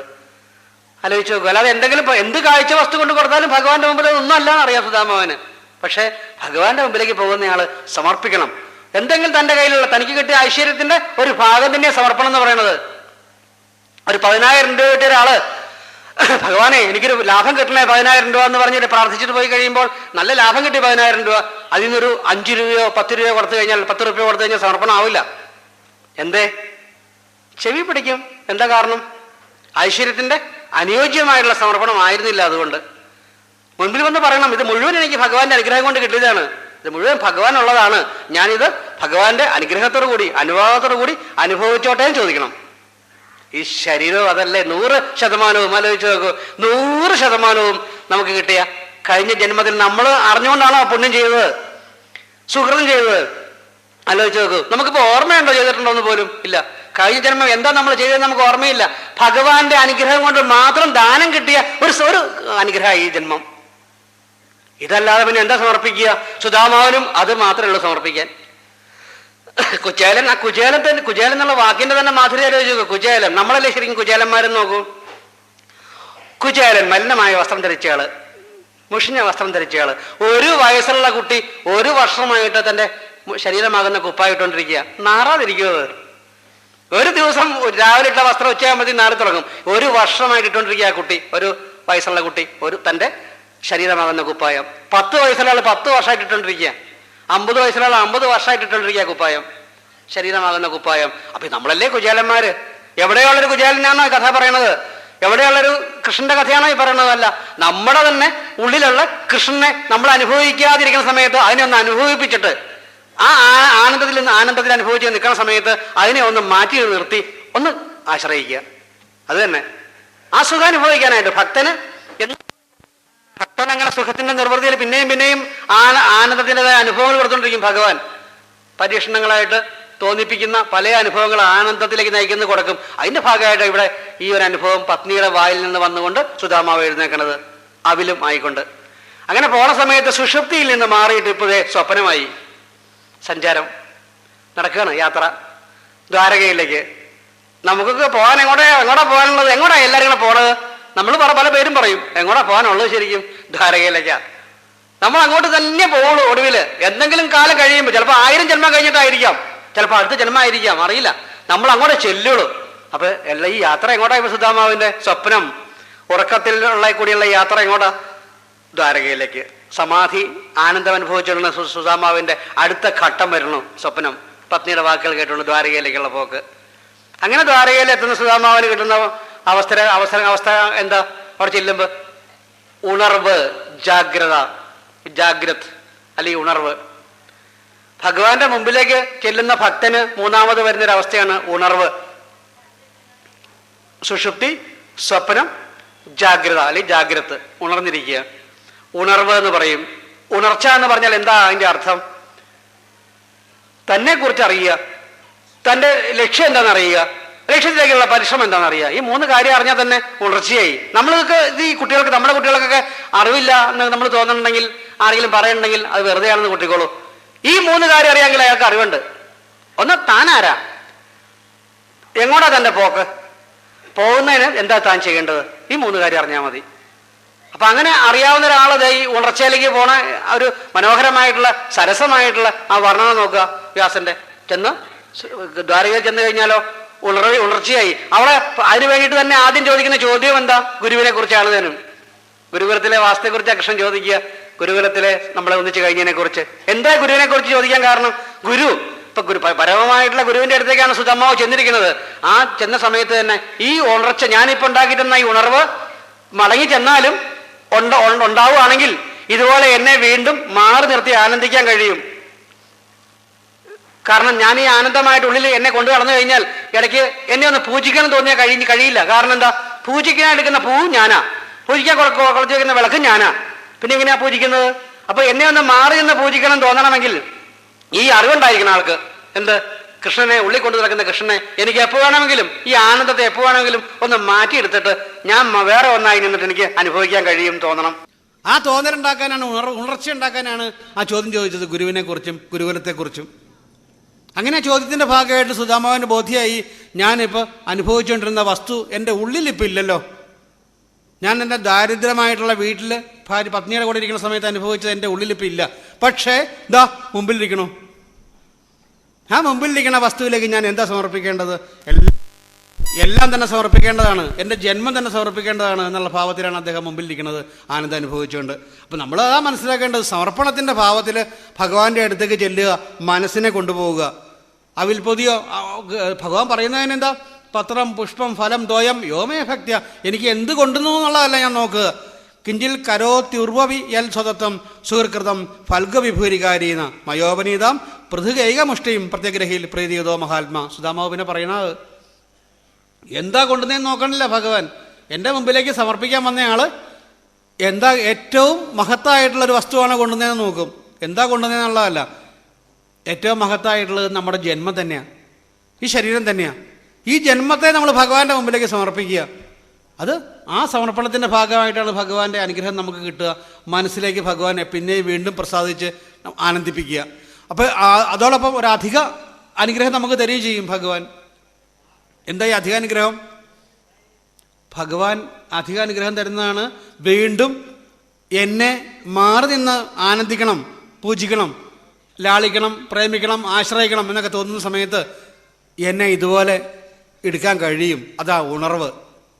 അത് സാധാരണ കഴിയില്ല. അത് യോഗിയുടെ ഒരു പ്രത്യേക അവസ്ഥയിൽ, സമാധിയുടെ ഒരു പ്രത്യേക അവസ്ഥയിൽ വരുന്നൊരവസ്ഥയാണ്. മഹർഷിമാർക്ക് അറിയാവുന്ന കാര്യമാണ്. ധ്യാനിച്ചിരിക്കുന്ന സമയത്ത് ആ ബ്രഹ്മരന്ധ്രത്തിൽ എത്തുന്ന ആനന്ദത്തിനെ ഒരു പ്രത്യേക രീതിയിൽ കേന്ദ്രീകരിച്ചിട്ടാണ് താൻ ജീവാത്മാവ് വേറെ പരമാത്മാവ് വേറെ എന്നുള്ള ഭാവത്തിൽ ആനന്ദം അനുഭവിക്കൽ. അല്ലെങ്കിൽ അവിടെ അങ്ങനെ അത് ആ അറിവില്ലാത്ത ഒരാൾ എന്ത് സംഭവിക്കും? ധ്യാനിച്ചിരുന്നുകൊണ്ട് ബ്രഹ്മരന്ധ്രത്തെ ഉപയോഗിച്ച് സമാധി അടഞ്ഞ് ഭഗവാനിലേക്ക് ചേരുകയും ചെയ്യും. ആലോചിച്ച് നോക്ക്. മഹർഷിമാർ ഭൂമിയിൽ എല്ലാവർക്കും അനുഗ്രഹം തന്നുകൊണ്ട് എല്ലാവരെയും അനുഗ്രഹിച്ചുകൊണ്ട് ഇങ്ങനെ ജീവൻ മുക്തന്മാരായിട്ട് നടക്കുന്നതിൻ്റെ കാരണം എന്തുകൊണ്ടാണ്? ജീവൻ മുക്തന്മാരെന്നാണ് പറയുക. അവർക്ക് എപ്പോൾ വേണമെങ്കിലും ഇവിടം വിട്ട് പോകാം. അവർക്കിതൊരു സ്വന്തം കാര്യത്തിന് വേണ്ടിയിട്ടല്ല, തന്നാൽ കരയേറ്റേണ്ടവർ എത്രയോ പേർ താഴത്ത് പാഴ്ചേറിൽ അമർന്നിരിക്കെ താൻ ഒറ്റയാൾ ബ്രഹ്മപദം കൊതിക്കും തപോനിധിക്ക് എന്തൊരു ചാരിതാർത്ഥ്യം എന്നാ. തനിക്ക് വേണമെങ്കിൽ പോകാം, ഭഗവാന്റെ അടുത്തേക്ക് പോകാനൊരു വിഷമവുമില്ല. പക്ഷേ തന്നാൽ കൊണ്ടുപോകേണ്ടവർ പലരും ഉണ്ട് ഇവിടെ. ഒരു കൈ സഹായിക്കുക, അതിനുവേണ്ടി അവർ ഈ ജീവൻ മുക്തന്മാരായിട്ട് നടക്കുന്നത്. അങ്ങനെ നടക്കുന്നവർക്ക് എപ്പോൾ വേണമെങ്കിലും ഭഗവാന്റെ ലോകത്തേക്ക് പോകാൻ വിഷമമില്ല. അവർ എങ്ങനെയാണ് ഇങ്ങനെ നടക്കാൻ കാരണം? എങ്ങനെയാണ്? അവർക്ക് ഈ അറിവ് ജാഗ്രത ഉണ്ടായിട്ടാണ്. അവർ സ്വപ്നത്തിൽ എപ്പോഴും ഇരിക്കുകയല്ല, സുഷുപ്തിയിൽ എപ്പോഴും ഇരിക്കുകയല്ല. സുധാമാവനെ പോലെ കൃഷ്ണൻ്റെ അടുത്ത് നിന്ന് സുധാമാവന് കിട്ടിയ ആ ജാഗ്രതാവസ്ഥ, ഉണർവവസ്ഥ അവർക്കുണ്ടായി. അതുകൊണ്ട് അവർക്ക് മനസ്സിലാക്കാൻ കഴിയും, എപ്പോൾ വേണമെങ്കിലും ഞങ്ങൾക്ക് ധ്യാനിച്ചിരുന്നുകൊണ്ട് അങ്ങനെ പോകാൻ കഴിയും. അങ്ങനെ ധ്യാനിച്ചിരിക്കുമ്പോൾ ഞങ്ങൾക്ക് അറിയാൻ കഴിയും, സ്വയം അനുഭവിക്കാൻ കഴിയും. എങ്ങനെ? ആനന്ദത്തെ ഒന്ന് മാറ്റി നിർത്തിക്കൊണ്ട് ജീവാത്മാവിന് അതിലേക്ക് രമിക്കാൻ. അതാണ് ശരിക്കും നമ്മളും പഠിക്കേണ്ടത് തന്നെയാണ്. നമ്മളിങ്ങനെ തത്വങ്ങൾ കേൾക്കുമ്പോൾ നമ്മുടെ മനസ്സിൽ ആനന്ദം അനുഭവിക്കാനുള്ള വാസന വരും. നാമം ജപം കേൾക്കുമ്പോൾ ജപിക്കണം തോന്നും, കഥ കേൾക്കുമ്പോൾ പറയുമ്പോൾ കേൾക്കണം തോന്നും, പാട്ട് പാടണം തോന്നും. ഇതോടൊപ്പം തന്നെ നമ്മൾ എന്ത് ചെയ്യേണ്ടത്? മനസ്സിനെ ഭഗവാനിലേക്ക് ശരിക്കും ട്യൂൺ ചെയ്ത് വെക്കുന്നത് പോലെ ധ്യാനം കൊണ്ടും കീർത്തനം കൊണ്ടും ഒരു നിശ്ചിത സമയത്തെ നമ്മുടെ ഏകാഗ്രത കൊണ്ടുമൊക്കെ അങ്ങനെ ആക്കി ഇന്ദ്രിയങ്ങളെ പുറമേക്ക് പോകുന്ന വിഷയങ്ങളിൽ നിന്ന് വലിച്ച് കൊണ്ടുവരണം. അങ്ങനെ വരുമ്പോൾ നമുക്കും അറിയാൻ കഴിയും നമ്മുടെ ഉള്ളിൽ എന്താ എനിക്കിപ്പോൾ ഇന്നലെ ഞാൻ ആഹാരം കഴിച്ചിട്ടില്ലല്ലോ, പക്ഷെ എനിക്ക് വിശക്കണില്ലല്ലോ. ഞാൻ വെള്ളം കുടിച്ചിട്ടില്ല, പക്ഷെ എനിക്ക് ദാഹിക്കണില്ലല്ലോ. ഞാൻ ഉറങ്ങിയിട്ടില്ല ഇന്നലെ, എനിക്ക് ഉറക്കക്ഷീണമില്ലല്ലോ. എന്താ എനിക്ക് ഒന്നും ഇല്ലാത്തതൊന്നും എന്നെ ബാധിക്കാത്തത്? എന്തോ ഒന്ന് എന്നിൽ നിറച്ചിട്ടുണ്ടല്ലോ. What is the fulfilment of my mind? എനിക്കൊന്നും ഇല്ലായിരുന്നല്ലോ, പക്ഷെ എനിക്ക് ആ ഇല്ലായ്മ എന്നെ ബാധിക്കണില്ലല്ലോ. എന്താ എൻ്റെ ഉള്ളിൽ എന്നെ നിറച്ചിരിക്കുന്നത്? ആ നിറവാണ് എൻ്റെ ആനന്ദം, ആ നിറവാണ് കൃഷ്ണൻ, ആ നിറവാണ് ഞാൻ ദ്വാരകാകൃഷ്ണനായിട്ട് കാണുന്നതെന്ന് ബോധ്യവും. അങ്ങനെ ഉള്ളിൽ കൊണ്ട് എന്തിനും നിറവ്, ആ നിർവൃതി, സുധാമാവിൻ്റെ മുഖത്തെ നിർവൃതി, നമ്മുടെ മഹർഷി മഹേശ്വരന്മാരുടെ മുമ്പിലെ മുഖത്തെ നിർവൃതി, ആ നിർവൃതിയെ നമ്മൾ കാണുക. ആ നിർവൃതിയിലാണ് അവർക്ക് ആനന്ദത്തിൽ നിന്ന് മാറിയെന്ന് അനുഭവിക്കാനുള്ള മോഹം. ആ മോഹത്തിലാണ് അവരറിയാതെ തന്നെ, ആ മോഹത്തിൻ്റെ സാക്ഷാത്കാരമാണ് സുധാമാവിൻ്റെ കൃഷ്ണനുമായിട്ടുള്ള കൂടിച്ചേരൽ വന്നത്. അവിടുന്ന് മടങ്ങിപ്പോരുമ്പോൾ സമയത്തുള്ള ആ സുധാമാവിൻ്റെ പ്രാർത്ഥന എന്താ? പരമപുരുഷാർത്ഥമാകുന്ന മോക്ഷത്തിലേക്കാണ് തൻ്റെ ഈ പോക്ക് എന്ന് അറിയാവുന്ന ആ ജീവൻ എന്താ പറയുക? കിഞ്ചിൽ കരോത്യുർവപിയൽ സ്വതത്വം സുഹൃകൃതം ഫൽഗവിഭൂരികാരി മയോപനീതം പൃഥുകൈകമുഷ്ടിയും പ്രത്യഗ്രഹിയിൽ പ്രീതിയുതോ മഹാത്മാന. ഞാൻ കൊണ്ടുപോയത് എന്താ ശരിക്കും പറഞ്ഞാൽ? അല്ലേ, എൻ്റെ ഒന്നും എനിക്ക് കൊണ്ടുപോകാനില്ല. ഭഗവാന്റെ അടുത്തേക്ക് പോകുമ്പോൾ ഞാൻ കൊണ്ടുപോയത് എന്തെന്ന് പറയുന്ന പോലും എനിക്ക് മടിയായതുകൊണ്ടാണ് ഞാൻ എൻ്റെ കൈ ചുട്ടി പിടിച്ചിരിക്കുന്നത്. അല്ലെങ്കിൽ ഞാൻ എഴുതി വെച്ചേനെന്തേ ഞാൻ കൊണ്ടുവരുന്നു കൃഷ്ണന് കൊടുക്കാനായിട്ട്. വലിയൊരു ബാഗും തൂക്കിക്കൊണ്ട്, നമ്മൾ കടയിൽ നിന്ന് കിട്ടുന്ന ബാഗുണ്ട് പരസ്യസഞ്ചികൾ പോലെ, അതിലിതേ ഗുരുവായൂരപ്പന് ദ്വാരയിലേക്ക് ഞാൻ കൊണ്ടുപോകുന്നു 10 കിലോ വെണ്ണ, 5 കൊല കദളിപ്പഴം, ഞാൻ എഴുതി തൂക്കി പിടിച്ചേനെ എല്ലാവരും കാണാൻ പാകത്തിന്. ഞാൻ കൊടുക്കുന്നത് പോലെ എനിക്ക് ലജ്ജയാവുന്നു. കാരണം എനിക്ക് ഒന്നുമില്ലല്ലോ കൊടുക്കാൻ എന്നുള്ള ആ ലജ്ജ. ദാനം കിട്ടിയ ഈ ശരീരത്തിന് ഇത് തന്നെ മുഴുവൻ സമർപ്പിക്കേണ്ടതായ ഈ ശരീരത്തിൽ എനിക്ക് ശരീരമല്ലാതെ വേറെ ഒന്നും ഇല്ലാതെ ആയിപ്പോയല്ലോ കൊടുക്കാൻ എന്നുള്ള ലജ്ജ. നമ്മുടെ മനസ്സിന് അങ്ങനെ വേണ്ടത്. സമർപ്പണത്തിന് ഭക്തിയുടെ നിറവ്, ഭക്തിയുടെ 3 ലക്ഷണങ്ങളാണ് ശരിക്കും ഇവിടെ സുധാമാവ് അനുഭവിക്കുന്നത്. എന്തേ ഭക്തിയുടെ 3 ലക്ഷണങ്ങൾ? 1 കണ്ണ് നിറയുക, 2 ഗൽഗതം വരിക, ഇങ്ങനെ രണ്ടാമത് പറയാൻ വാക്ക് കിട്ടാതെ വരിക, 3 കുളിര് കോരുക, രോമാഞ്ചം. ഗൽഗതം, രോമാഞ്ചം, കണ്ണ് നിറയുക. എന്തേ കണ്ണ് നിറയാൻ കാരണം? കൃഷ്ണൻ്റെ കഥ കേൾക്കുമ്പോഴും ഭാഗവതം വായിക്കുമ്പോഴും സജ്ജനങ്ങളുടെ മുമ്പിൽ അത്ര കുറച്ച് നേരം ഇരിക്കുകയൊക്കെ ചെയ്യുമ്പോൾ എന്തേ കണ്ണ് നിറയണേ? എന്തിനാ കണ്ണ് നിറയണത്? നമ്മളുടെ ജീവിതമായിട്ട് ബന്ധപ്പെട്ട ഒരു കഥയല്ല അവിടെ പറഞ്ഞിരിക്കുന്നത്. പക്ഷെ എന്താ കണ്ണ് നിറയാൻ കാരണം? എനിക്ക് കിട്ടിയ ഐശ്വര്യത്തിൻ്റെ ഒന്നും ഞാൻ സമർപ്പിച്ചില്ലല്ലോ ഭഗവാനെ എന്ന് തോന്നുമ്പോൾ വരുന്ന കുറ്റബോധത്തിൻ്റെ ബഹിർഗമനെ കണ്ണ് നിറയല്. എനിക്ക് കിട്ടിയ ഐശ്വര്യത്തിൻ്റെ ഒന്നും ഞാൻ സമർപ്പിച്ചിട്ടില്ലല്ലോ എന്നുള്ള കുറ്റബോധം, അതാ കണ്ണ് നിറയ്ക്കണത്. സുധാമാവിൻ്റെ നോക്കൂ, ഇത്രയും കാലം സുഖം അനുഭവിച്ച് ഞാൻ ജീവിച്ചു, എനിക്ക് സുഖം തോന്നിയത് ഞാൻ അനുഭവിച്ചു. മറ്റുള്ളവരുടെ ദൃഷ്ടിയിൽ ഞാൻ ദരിദ്രനായിരിക്കും, എൻ്റെ ദാരിദ്ര്യം മറ്റുള്ളവർ വ്യാഖ്യാനിച്ചിട്ടുണ്ടാവാം. പക്ഷേ ഞാൻ എന്നും സുഖം അനുഭവിച്ചുകൊണ്ടിരുന്നത് എൻ്റെ ഉള്ളിൽ എനിക്ക് ഈ സുഖം അനുഭവിക്കുന്ന ശരീരം തന്നുകൊണ്ട് ഈ സുഖം അനുഭവിപ്പിച്ച അങ്ങേക്ക് ഞാൻ എന്താ തന്നിരിക്കുന്നത്? ലജ്ജയാവണു എനിക്കെന്നാ. അതാ കൈ പോലും ചുരുട്ടി പിടിച്ചിരിക്കുന്നത്.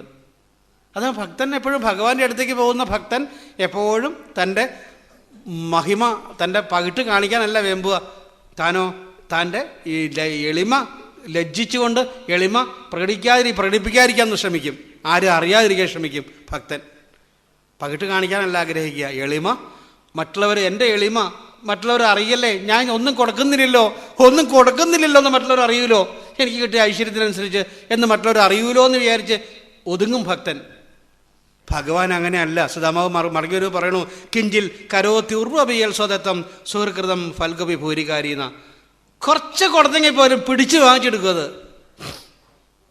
കുറച്ചാ കൊടുക്കുക. ഭക്തൻ്റെ കയ്യിൽ ഒന്നും ഇല്ല, കൊടുക്കാനും ഇല്ലാത്തയാളാ ഭക്തനെന്നും. തരുന്നത് മുഴുവൻ ഭഗവാനാണ്. ഭഗവാൻ തന്നിരിക്കുന്നത് നമ്മളെ ഏൽപ്പിച്ചിരിക്കുന്നത് അങ്ങോട്ട് കൊടുക്കുക ചെയ്യുക. നമ്മളൊരു പകരക്കാരനാണ്. നമ്മൾ ഒന്ന് വച്ചു മാറുക നമ്മൾ ചെയ്യുന്നുള്ളൂ. ഭഗവാൻ എന്താ ചെയ്യുക? മുഴുവൻ ഭക്തൻ്റെ കയ്യിൽ നിന്ന് വാങ്ങിച്ച് കൊടുക്കുന്നത് എത്ര ചെറുതാന്നുള്ള ബോധിച്ചെന്നാലും അത് വലുതാക്കി മാറ്റും. മയോപനീതാം പൃഥുകൈകമുഷ്ടിയും പ്രത്യഗ്രഹിൽ പ്രീതിയതോ മഹാത്മാന സുഹൃകൃതം ഫൽഗവിഭൂരികാരി. കുറച്ചാണെങ്കിൽ പോലും അത് വലുതാക്കി മാറ്റും. ദയ്യിരിക്കുന്ന ഭഗവാൻ എൻ്റെ കൂട്ടുകാരൻ. എനിക്ക് കുറച്ച് നാളത്തെ ഒരു സഖ്യം ഉണ്ടായിരുന്നു ഒരാളായിട്ട്. സൗഹൃദം, സഖ്യം, മൈത്രിയൊക്കെ കുറച്ച് നാൾ ഞാൻ അറിഞ്ഞുകൊണ്ടല്ല സൗഹൃദം വെച്ചത്, ഞാൻ അറിഞ്ഞുകൊണ്ടല്ല സഖ്യം ഉണ്ടായത്, മൈത്രി ഉണ്ടായത്. പക്ഷേ എനിക്ക് പിരിക്കാനാവാത്തൊരു ബന്ധമായിപ്പോയി ആളായിട്ട്. ആ മറക്കാനാവാത്ത ബന്ധം, ആ മറക്കാനാവാത്ത സൗഹൃദം, ആ മറക്കാനാവാത്ത സഖ്യം എനിക്ക് ഇനിയും ഈ ജന്മം ഉണ്ടായെങ്കിൽ ആ ജന്മങ്ങളിൽ എനിക്കുണ്ടാവണേ. ഇതുപോലൊരു സഖ്യമുള്ള ആളെ, ഇതുപോലൊരു സൗഹൃദം, ഇതുപോലൊരു മൈത്രിയും വേറെ ആരുമായിട്ട് എനിക്ക് കിട്ടുന്നതല്ലാന്ന് എനിക്ക് ബോധ്യമായി. എന്തേ? മറ്റുള്ള എൻ്റെ അനുഭവത്തിൽ എനിക്കറിയാം, ഞാൻ എന്തെങ്കിലും ഒന്ന് കൊടുത്തിട്ടുണ്ടെങ്കിൽ അത് കുറഞ്ഞു പോയി എന്ന് പറയുന്ന പലരും ഉണ്ട്. പുരോഹിതന്മാർ എൻ്റെ ഗൃഹത്തിൽ വന്നിട്ടുള്ളവരുണ്ട്. സുധാമാവ് ദക്ഷിണ കുറച്ചുകൂടി കിട്ടുമെന്ന് വിചാരിച്ചിരുന്നു, ഇപ്പോൾ ദാരിദ്ര്യമാണല്ലോ, ഇത് മതി. പലരും അങ്ങനെ ഞാൻ കണ്ടിരിക്കണത്. എൻ്റെ അടുത്ത് വരുന്നവരെല്ലാം പല ആളുകളെയും ഞാൻ കണ്ടിട്ടുണ്ട്. ഒരാളെ ഞാൻ കണ്ടിട്ടുള്ളൂ തിരിച്ച്. ഞാൻ അല്പം വല്ലാതെ കുറഞ്ഞു പോയി ഞാൻ കൊടുത്തത്. ഒന്നും ഞാൻ കൊടുത്തില്ലല്ലോ, വല്ലാതെ കുറഞ്ഞു പോയി എന്ന് വിചാരിച്ചിരിക്കുന്ന എൻ്റെ കൈ തട്ടിപ്പറിച്ചുകൊണ്ട് ഇത് മുഴുവൻ എനിക്ക് സുധാമാവ് തന്നതാട്ടോ, ഇത് മുഴുവൻ എനിക്ക് സുധാമാവ് തന്നതാ. എനിക്കൊരു കൂട്ടുകാരുണ്ട്, എന്താ നോക്കൂ, ഞാനീ കഴിക്കുന്ന ഈ ഒരു പിടി അവിൽ കൊണ്ട് വിശ്വം മുഴുവൻ പ്രസാദിക്കട്ടെ, പ്രപഞ്ചം മുഴുവൻ വയറ് നിറഞ്ഞ് സുഭിക്ഷാവട്ടെ എന്ന് പറഞ്ഞ എനിക്കൊരു കൂട്ടുകാരനുണ്ട്, ഒരു ചങ്ങാതിയുണ്ട്. ആ ചങ്ങാതിയോടുള്ള സഖ്യം എനിക്ക് വരും ജന്മങ്ങളിൽ ഇനി ഉണ്ടാവണേ. ആ ചങ്ങാതിയോടുള്ള എനിക്ക് സൗഹൃദം ഇനി എനിക്കുണ്ടാവണേ. ആ ചങ്ങാതിയോട് എനിക്ക് സഖ്യം ഇനി ഉണ്ടാവണേ. ആലോചിച്ച് നോക്കൂ. ഭക്തൻ്റെയും ഇവിടെ ആരാ കൂടുതൽ തേങ്ങണത് അറിയാൻ കഴിയും. ഒരിക്കൽ കണ്ണ് നിറഞ്ഞെന്ന് പറയുന്നുണ്ട് അല്ലേ, ഇത് കൃഷ്ണൻ്റെ കണ്ണ് ഒന്ന് നിറഞ്ഞു, എന്തുകൊണ്ടോ ശൗര്യ കണ്ണ് നീരണിഞ്ഞെന്ന് പറയുന്നുണ്ട്. ആരായിരിക്കാം കൂടുതൽ തേങ്ങിയിട്ടുണ്ടാവുക? സുധാമാവാണോ കൃഷ്ണനാണോ? പറയാൻ കഴിയില്ല. എന്തേ? ആനന്ദം, മനസ്സ് ആനന്ദം അനുഭവിക്കുന്നതിനിടയ്ക്ക് ആ മനസ്സിനെ ഒന്ന് മാറ്റി നിർത്തിയിട്ട് ഒന്ന് കെട്ടിപ്പിടിപ്പിച്ചത് ആനന്ദത്തെ. ആ കെട്ടിപ്പിടിക്കലിലാണ് ഈ നിർവൃതി, കരച്ചിലിൻ്റെ നിർവൃതി, ആനന്ദ ബാഷ്പത്തിൻ്റെ നിർവൃതി അനുഭവിക്കുക ഭക്തന്മാർ, ഭക്ത മനസ്സുകളിൽ. നമ്മളും മനസ്സിലാക്കേണ്ടതാണ്. ഒരു ദരിദ്രമുള്ള ഒരാൾ പോയി എന്നുള്ളതല്ല. നമ്മുടെ മനസ്സ്, നമ്മുടെ ശരീരം ഓരോ ദിവസവും ധർമ്മം അനുഷ്ഠിച്ചുകൊണ്ട് പോകുന്നതിനിടയ്ക്ക് കൂടെയുള്ളവർ ആ ധർമ്മം അനുഷ്ഠിക്കാൻ സഹായകമായിരിക്കുന്ന സാഹചര്യത്തിൽ നമ്മൾക്കും ഇന്ദ്രിയങ്ങളെ പിന്തിരിപ്പിച്ചുകൊണ്ട് നമ്മുടെ വിഷയത്തിലേക്കുള്ള മോഹങ്ങൾ ഇല്ലാതെയാക്കിക്കൊണ്ട് ഈ മഹാവിഷയത്തിലേക്ക് ശ്രദ്ധ കേന്ദ്രീകരിക്കാൻ കഴിയുന്നുണ്ടെങ്കിൽ അങ്ങനെ ആനന്ദം അനുഭവിക്കുന്ന സമയത്ത് നമുക്ക് തോന്നും മറ്റൊന്നും വേണ്ടാന്ന് തോന്നും, മറ്റൊന്നും ഇല്ലാന്ന് തോന്നും, എന്തും ഈ ആൾ മാത്രമേ ഉള്ളൂ എന്ന് തോന്നും. ആ അവസ്ഥയിൽ ഒന്ന് മാറി നിൽക്കാനുള്ള അവസരം ഉണ്ടാക്കിയിരിക്കും. എന്തേ? ആനന്ദത്തിൻ്റെതായ സ്വസിദ്ധമായിട്ടുള്ള ആനന്ദം, മനസ്സിൻ്റെ അസ്വസിദ്ധമായിട്ടുള്ള ആനന്ദം അനുഭവിക്കുന്ന ആ ലഹരിയിൽ ഒന്ന് മാറി നിന്ന് അനുഭവിക്കുന്ന അനവധി അനുഭവങ്ങൾ ഭക്തന്മാർക്ക് ഉണ്ടായിട്ടുണ്ടാവും. വിവേകാനന്ദൻ ചോദിക്കും, രാമകൃഷ്ണ പരമഹംസൻ ചോദിക്കും, എങ്ങനെയാ ഞാനിങ്ങനെ ഗൃഹസ്ഥനായിട്ട് ജീവിച്ചാൽ ഞാൻ വിവാഹം കഴിക്കാൻ അങ്ങ് പറയണ്ടായല്ലോ, എനിക്ക് കഴിക്കാൻ കഴിയണില്ല എന്ന് വിവേകാനന്ദൻ പറയുക. എനിക്ക് സ്ത്രീകളെക്കുറിച്ച് ചിന്തിക്കാൻ കഴിയണില്ല, എനിക്ക് ബ്രഹ്മചാരിയായിട്ട് ഇരിക്കാനാണ് ആഗ്രഹം. അങ്ങനെ എന്താ അങ്ങനെ പോയാൽ കുഴപ്പം? ഇപ്പോൾ ശ്രീരാമകൃഷ്ണ പരമഹംസൻ പറയും, കുഴപ്പമില്ല, നല്ല മനസാന്നിധ്യം വേണം അങ്ങനെ പോകണമെങ്കിൽ. പറയുമ്പോൾ എളുപ്പമാണ്, പക്ഷേ മനസാന്നിധ്യമുള്ളവർക്ക് അങ്ങനെ ബ്രഹ്മചര്യം നിലനിർത്തിക്കൊണ്ട് പോകാൻ കഴിയുള്ളൂ. ഗൃഹസ്ഥന് എളുപ്പമാണ് ബ്രഹ്മചര്യം നിലനിർത്താൻ, എളുപ്പമാണ്. അതുകൊണ്ട് ഗൃഹസ്ഥനായിട്ട് ജീവിക്കുക നരേന്ദ്രൻ നല്ലതെന്ന് പറയും. അങ്ങനെ അയാളുള്ള ഗുണം എന്താ? ഏത് തരത്തിലുള്ള ബാധയും തന്നെ ബാധിക്കാതെ ഒരു കോട്ട പോലെ ഇരിക്കാൻ കഴിയും, ആ ഗാർഹസ്ഥ്യം എന്ന കോട്ടയിൽ എന്ന് പറയും. അപ്പോഴാണ് പല മോഹങ്ങൾ എനിക്ക് വരില്ലേ അങ്ങനെ വന്നാൽ. സ്വന്തം കുട്ടികളായി, ഭാര്യയായി, അങ്ങനെ ബന്ധുക്കളായി, ബന്ധുബലം വർദ്ധിക്കും, പൈസ കൂടുതലുണ്ടാക്കാൻ തോന്നുമായി, ആഗ്രഹങ്ങൾ വർദ്ധിക്കും. അപ്പോഴൊക്കെ എന്താ ചെയ്യുക? ഇപ്പോൾ ശ്രീരാമകൃഷ്ണ പരമഹംസൻ പറയും, ചെയ്യാനൊന്നുമില്ല, ചെയ്യേണ്ടത് ചെയ്തോളും, വന്ന് പിടിക്കണം മുതല, കാലെ കയറി പിടിച്ചോളും എന്ന് പറയുകയാണ്. കർമ്മമാകുന്ന മുതല കാലിൽ വന്ന് പിടിച്ചോളും ഗൃഹസ്ഥൻ്റെ. അല്ലേ? സപ്താഹം കേൾക്കാൻ നിവൃത്തിയില്ല. എന്താ? ഭാര്യയുടെ കാര്യത്തിന് വേണ്ടി പോയി, അല്ലെങ്കിൽ ഭർത്താവിൻ്റെ കാര്യത്തിന് വേണ്ടി പോയി, കുട്ടികളുടെ കാര്യത്തിന് വേണ്ടി പോയി, സ്വന്തക്കാരുടെ കാര്യത്തിന് വേണ്ടി പോയി. ഇങ്ങനെ ഓരോ കർമ്മങ്ങൾ നമ്മളെ മുതല പോലെ ഗൃഹസ്ഥനെ പിടിച്ച് വലിക്കുക. ശ്രീരാമകൃഷ്ണ പരമഹംസൻ പറയാണ്, അതുകൊണ്ട് പിടിച്ച് വലിച്ചുകൊണ്ടിരിക്കും. അപ്പോൾ നരേന്ദ്രൻ ചോദിക്കുകയാണ്, അങ്ങനെയാണെങ്കിൽ രക്ഷപ്പെടാൻ ഒരു വഴിയില്ലേ? ശ്രീരാമകൃഷ്ണ പരമഹംസൻ പറയാണ്, മുതല പിടിക്കാതിരിക്കാൻ ആ മുതലുള്ള കുളത്തിലിറങ്ങുമ്പോൾ കാലയിൽ മഞ്ഞപ്പൊടി തേച്ചോണ്ട് ഇറങ്ങിയാൽ മതി, മുതല കടിക്കില്ല. മഞ്ഞപ്പൊടി തേച്ചോണ്ട് ഇറങ്ങിക്കോളൂ. സജ്ജനങ്ങളാകുന്ന ഇവിടെ ഇരിക്കുന്ന ഈ ശ്രേഷ്ഠന്മാരാകുന്ന മഹർഷി വര്യന്മാരെ പോലുള്ള ആളുകളുടെ പാദധൂളികൾ അവരുടെ പുറമേ പോയി ഇത് എടുത്തത് എങ്ങനെ ശിരസിലണിഞ്ഞാൽ മതി. പാദത്തിൽ നമ്മൾ നടന്നു പോകുമ്പോൾ നമ്മുടെ പാദത്തിലായിട്ടുണ്ടാവും ശ്രേഷ്ഠന്മാരായിട്ടുള്ള ഈ മഹർഷി വര്യന്മാർ പോകുന്ന മുൻപേ നടന്നു പോകുന്ന ആ പാദധൂളികൾ നമ്മുടെ പാദത്തിൽ വന്നിട്ടുണ്ടാവും. മഞ്ഞൾപ്പൊടിയാകുന്ന ആ പാദധൂളികൾ മുതലേ കർമ്മങ്ങളാകുന്ന മുതല പിടിക്കാതെ നമ്മൾ രക്ഷിക്കും. അത് ഇത്തിരി എടുത്ത് ശിരസിലും കൂടി ഒന്ന് അണിഞ്ഞോളൂ. ആനന്ദം എങ്ങനെ അനുഭവിക്കണം എന്നുള്ളത് അവർ നമ്മുടെ അകക്കണ്ണി കൂടി കാണിച്ചു തരും. അതാണ് ശരിക്കും ഈ സുധാമാവൻ്റെ കഥയിൽ നമ്മൾ മനസ്സിലാക്കേണ്ടത്. അപ്പം അങ്ങനെ പോയി പരമപുരുഷാർത്ഥമാകുന്ന ധർമ്മത്തിലേക്ക് നയിക്കുകയാണ്. പിന്നെ ഈ പോക്കെന്ന് മനസ്സിലാകും സുധാമാവൻ. എപ്പോൾ മടങ്ങി വരുമ്പോൾ തിരിച്ചു വീണ്ടും ദ്വാരകയിൽ തന്നെ പോയ അവസ്ഥ പോലെ തിരിച്ചു വരുമ്പോൾ ഐശ്വര്യത്തിൻ്റെതായ നെറുകയിലേക്ക് വീണ്ടും ദാരിദ്ര്യത്തിൽ നിന്ന് ഐശ്വര്യത്തിലേക്ക് പോയിട്ട് മടങ്ങി വരുമ്പോൾ വീണ്ടും ഐശ്വര്യത്തിലേക്ക് വരുമ്പോൾ തോന്നുകയാണ്, ഞാൻ വഴിതെറ്റി വന്നോന്ന് തോന്നുന്നു. മടങ്ങി വന്നത് വഴിതെറ്റിപ്പോയെന്ന് തോന്നുമ്പോൾ അവിടെയാണ് ശരിക്കും പരമപുരുഷാർത്ഥമാകുന്ന മോക്ഷം. മഹാലക്ഷ്മിയെ പോലെ തന്നെ ആ പത്നി ഇറങ്ങി വരുന്നത് സുധാമാവൻ്റെ ഗൃഹത്തിൽ. ദ്വാരകയിൽ വീണ്ടും എത്തിയ അവസ്ഥ പ്രതീതി പോലെ തന്നെ ലക്ഷ്മി ഇറങ്ങി വരുന്നത് പോലെ തൻ്റെ പത്നി. അങ്ങനെയുള്ള ആഡംബരം ഐശ്വര്യത്തിൽ കാണുമ്പോൾ സാധാരണ എന്താ ചെയ്യുക? ഒരു മനസ്സ്, സാധാരണ ഒരാളുടെ മനസ്സാണെങ്കിൽ ഇതുപോലെ ധർമ്മം ആചരിക്കുന്നതാണ് എൻ്റെ സുഖം എന്ന് ബോധ്യമില്ലാത്ത ഒരാളുടെ മനസ്സാണെങ്കിൽ അയാൾ എൻ്റെ ഭാഗ്യം, എനിക്ക് അനുഗ്രഹം തന്നു, ഇനിയിപ്പോൾ എനിക്ക് സുഖമായിട്ട് ജീവിക്കാം, ഇനിയിപ്പോൾ ആരെയും നോക്കേണ്ട കാര്യം, ഇനിയിപ്പോൾ ഗുരുവായൂർക്ക് പോകേണ്ട ആവശ്യമില്ലല്ലോ, ഇനിയിപ്പോൾ നാമം ജപിക്കേണ്ട കാര്യമില്ലല്ലോ. കാരണം ഈ നാമം ജപിക്കണത് എന്തിനാ? ഗുരുവായൂർ പോകണത് എന്തിനാ? ഇതൊക്കെ എന്തിനാ? എനിക്ക് സുഖം കിട്ടാനായിട്ട്, എനിക്ക് ധനം ഉണ്ടാവാനായിട്ട്, ഐശ്വര്യം ഉണ്ടാവാനായിട്ട്. എനിക്ക് സുഖം ഉണ്ടായി, ധനം ഉണ്ടായി, ഐശ്വര്യം ഉണ്ടായി. ഇനിയിപ്പോൾ ഗുരുവായൂരപ്പൻ്റെ പാട്, എനിക്ക് എൻ്റെതേ സുഖം എന്നങ്ങനെ ചിന്തിക്കാം സാധാരണ മനസ്സിന്. പക്ഷേ ഈ പരമപുരുഷാർത്ഥം എന്നൊന്നുണ്ട്. ഇത് ആദ്യം മുതലേ ഈ 5ാം ക്ലാസ്സിലോ അല്ലെങ്കിൽ 10ലോ ഒക്കെ ഒരു കുട്ടിയെ കുറച്ച് പ്രായമായി എന്ന് കണ്ട് 10-15 വയസ്സായല്ലോ, ഇതുവരെ പഠിക്കാൻ പറ്റിയില്ലേ, എന്നാൽ 10ൽ പോയി ഇരുന്നോന്നും പറഞ്ഞുകൊണ്ടിരുത്തിയാൽ അവൻ്റെ പഠിത്തം ഉറക്കില്ല. ജയിച്ചു എന്ന് വരാൻ ചിലപ്പോൾ എല്ലാത്തിനും A ഗ്രേഡ് കിട്ടിയെന്ന് വരും ചിലപ്പോൾ, എങ്ങനെയും കോപ്പി അടിച്ചൊക്കെ. പക്ഷെ ഉറക്കണമെങ്കിൽ ഒന്നിലേ അടി കൊണ്ട്, അത് നാരായം കൊണ്ട് തുടയെ പിടിച്ച് തിരുമണം, പണ്ടത്തെ പോലെയൊക്കെ മൂക്കുകൊണ്ട് ഇക്ഷ വരപ്പിക്കണം മണലിൽ. അങ്ങനെയൊക്കെ ചെയ്താൽ അവൻ്റെ ആ പഠിത്തം ഉറയ്ക്കും. സുധാമാവൻ്റെ ഉറച്ചിട്ടുണ്ട്. എന്തേ? ഒന്നിലേ മുതല ദാരിദ്ര്യം, ഒന്നിലേ മുതല മനസ്സിൻ്റെ ധർമ്മം അനുഷ്ഠിക്കുന്നതിൻ്റെ വ്യഗ്രത, ധർമ്മത്തിൻ്റെ അനുബന്ധപൂരകങ്ങളായിട്ടുള്ള അർത്ഥവും കാമവും അദ്ദേഹത്തിന് ഉണ്ടായിട്ടുണ്ടോ എന്നാണ് സംശയമാണ്. പക്ഷെ അതും അദ്ദേഹത്തിനെ തേടി വന്നത് നോക്കൂ. 2 കാര്യങ്ങൾ ധർമ്മം അനുഷ്ഠിക്കുന്ന ഒരാൾക്ക് ബാക്കിയുള്ള കാര്യങ്ങൾ അയാളുടെ പിന്നാലെ സേവ പാർക്കും. മനസ്സിലാക്കുക. ധർമ്മം എന്നുള്ള ആ വ്യഗ്രതയിൽ തൻ്റെ കാര്യങ്ങൾ ചെയ്ത ഒരാൾക്ക് രണ്ടാമത്തെ ഒരു കാര്യമുണ്ട്, പുരുഷാർത്ഥം, അർത്ഥം. ഇല്ല, സുധാമാവിൻ്റെ ജീവിതത്തിൽ അങ്ങനെ ഒന്നും ഉണ്ടായിട്ടേ ഇല്ല. അർത്ഥം, ജീവിതത്തിന് അർത്ഥമില്ലാത്ത ഒരാളുണ്ടോ? സുധാമാവ്. കയ്യിൽ അർത്ഥമില്ലാത്തൊരു കഥാപാത്രം ഉണ്ടോ? സുധാമാവ്. നമുക്ക് പറയാം, സുക്കുചേലൻ എന്ന പേര് തന്നെ, മലിനമായ വസ്ത്രം ധരിച്ച ആളെന്ന്. അങ്ങനെയുള്ള ഒരാളുടെ പിന്നാലെ വരുന്നു അർത്ഥം. എന്നെ ഒന്ന് അനുഭവിക്കുമെന്നും പറഞ്ഞു വരണു, എന്നെ ഒന്ന് അനുഭവിക്കൂ, എന്നെ ഒന്ന് അനുഭവിക്കുമെന്നും പറഞ്ഞ്. 3ാമത്തെ പുരുഷാർത്ഥമാകുന്ന കാമവും അതുപോലെ തന്നെ. എന്താണ് എന്നെ കൊണ്ട് ആഗ്രഹിക്കുന്നത് സാധിച്ചോളൂ, എന്താണോ അങ്ങയുടെ ആഗ്രഹം ഒന്ന് ആഗ്രഹിച്ചെങ്കിലും എന്നെ സാധിപ്പിക്കൂ എന്ന് പറഞ്ഞു വരുന്നു കാമം. നിറച്ച് സൗകര്യങ്ങളോടുകൂടി ഐശ്വര്യത്തിൽ എല്ലാ സൗകര്യവും കൊടുത്തുകൊണ്ട് ആഗ്രഹങ്ങൾ പോലും ഉണ്ടാക്കുവാനുള്ള പ്രേരണ ഈ ആരാ ചെയ്തത്? പ്രഥമ പുരുഷാർത്ഥമാകുന്ന ധർമ്മം. അപ്പം നമ്മൾ എപ്പോഴും ഊന്നൽ കൊടുക്കേണ്ടത് നമ്മളെ കാമത്തിനോ അർത്ഥത്തിനോ അല്ല, മോക്ഷത്തിനോ അല്ല, പ്രഥമ പുരുഷാർത്ഥമാകുന്ന ധർമ്മത്തിനാണ്. ധർമ്മം, ആ ധർമ്മം ധർമ്മോ രക്ഷതി രക്ഷിത എന്ന് പറയും. ധർമ്മത്തെ ആര് രക്ഷിക്കുന്നോ ആ ധർമ്മം അയാളെ രക്ഷിച്ചിരിക്കും. ഒരു അധ്യാപകൻ്റെ ധർമ്മം എന്താ? പഠിപ്പിക്കുക എന്നുള്ളതാണ്. പഠിപ്പിക്കുക എന്നുള്ള ധർമ്മം ഭംഗിയായിട്ട് ചെയ്യുന്ന ഒരു അധ്യാപകൻ്റെ വിദ്യാർത്ഥികളൊക്കെ ഒന്നാമതായിരിക്കും. ഒരു വൈദ്യൻ്റെ പ്രഥമമായിട്ടുള്ള ധർമ്മം എന്താ? ചികിത്സിക്കുക എന്നുള്ളതാണ്. അങ്ങനെ പ്രഥമമായിട്ടുള്ള തൻ്റെ ധർമ്മം ചെയ്യുന്ന ആ വൈദ്യൻ്റെ മുമ്പിൽ ഏത് രോഗവും സലാം വയ്ക്കും തോറ്റ്. ഓരോ ആളുകൾക്ക് അങ്ങനെ ധർമ്മമുണ്ട്. ഒരു പാചകം ചെയ്യുന്ന ആളുടെ ധർമ്മം പാചകം ഉണ്ടാക്കുക, ആഹാരം ഉണ്ടാക്കുക എന്നുള്ളതാണ്. അത് ഭംഗിയായിട്ട് ചെയ്യുന്ന ആ ധർമ്മമാണ് അഗ്നി. ഞാൻ ആഹാരം പാകപ്പെടുത്തുകയാണ്, ഇവിടെയുള്ള അതിഥികൾക്ക് കഴിക്കുന്നതിനും ശ്രേഷ്ഠന്മാരായ എൻ്റെ അതിഥികൾക്കും സജ്ജനങ്ങൾക്കും കഴിക്കാനായിട്ട് വയ്ക്കുകയാണെന്ന് പറഞ്ഞ് മുകളിലേക്ക് വെച്ച് നോക്കൂ. ആ അഗ്നി അതിൻ്റെ ധർമ്മം അനുഷ്ഠിക്കും. ആരാണോ സ്വന്തം ധർമ്മം അനുഷ്ഠിക്കുന്നത്, കൂടെയുള്ള എല്ലാവരും അവരവരുടെ ധർമ്മം അനുഷ്ഠിക്കും. അഗ്നി ധർമ്മം അനുഷ്ഠിക്കുന്നതിൻ്റെ ഭാഗമായിട്ട് പാകത്തിന് വേവ്, പാകത്തിന് വെള്ളം വറ്റുന്നു, പാകത്തിന് എരിവ് പിടിക്കുന്നു, എല്ലാ രസവും പാകത്തിന് രുചികരമായിട്ട് പിടിക്കുന്നു. പാലടുപ്പത്തേക്ക് വയ്ക്കുന്നു ധർമ്മനുഷ്ഠിക്കുന്ന ഒരു പത്നി.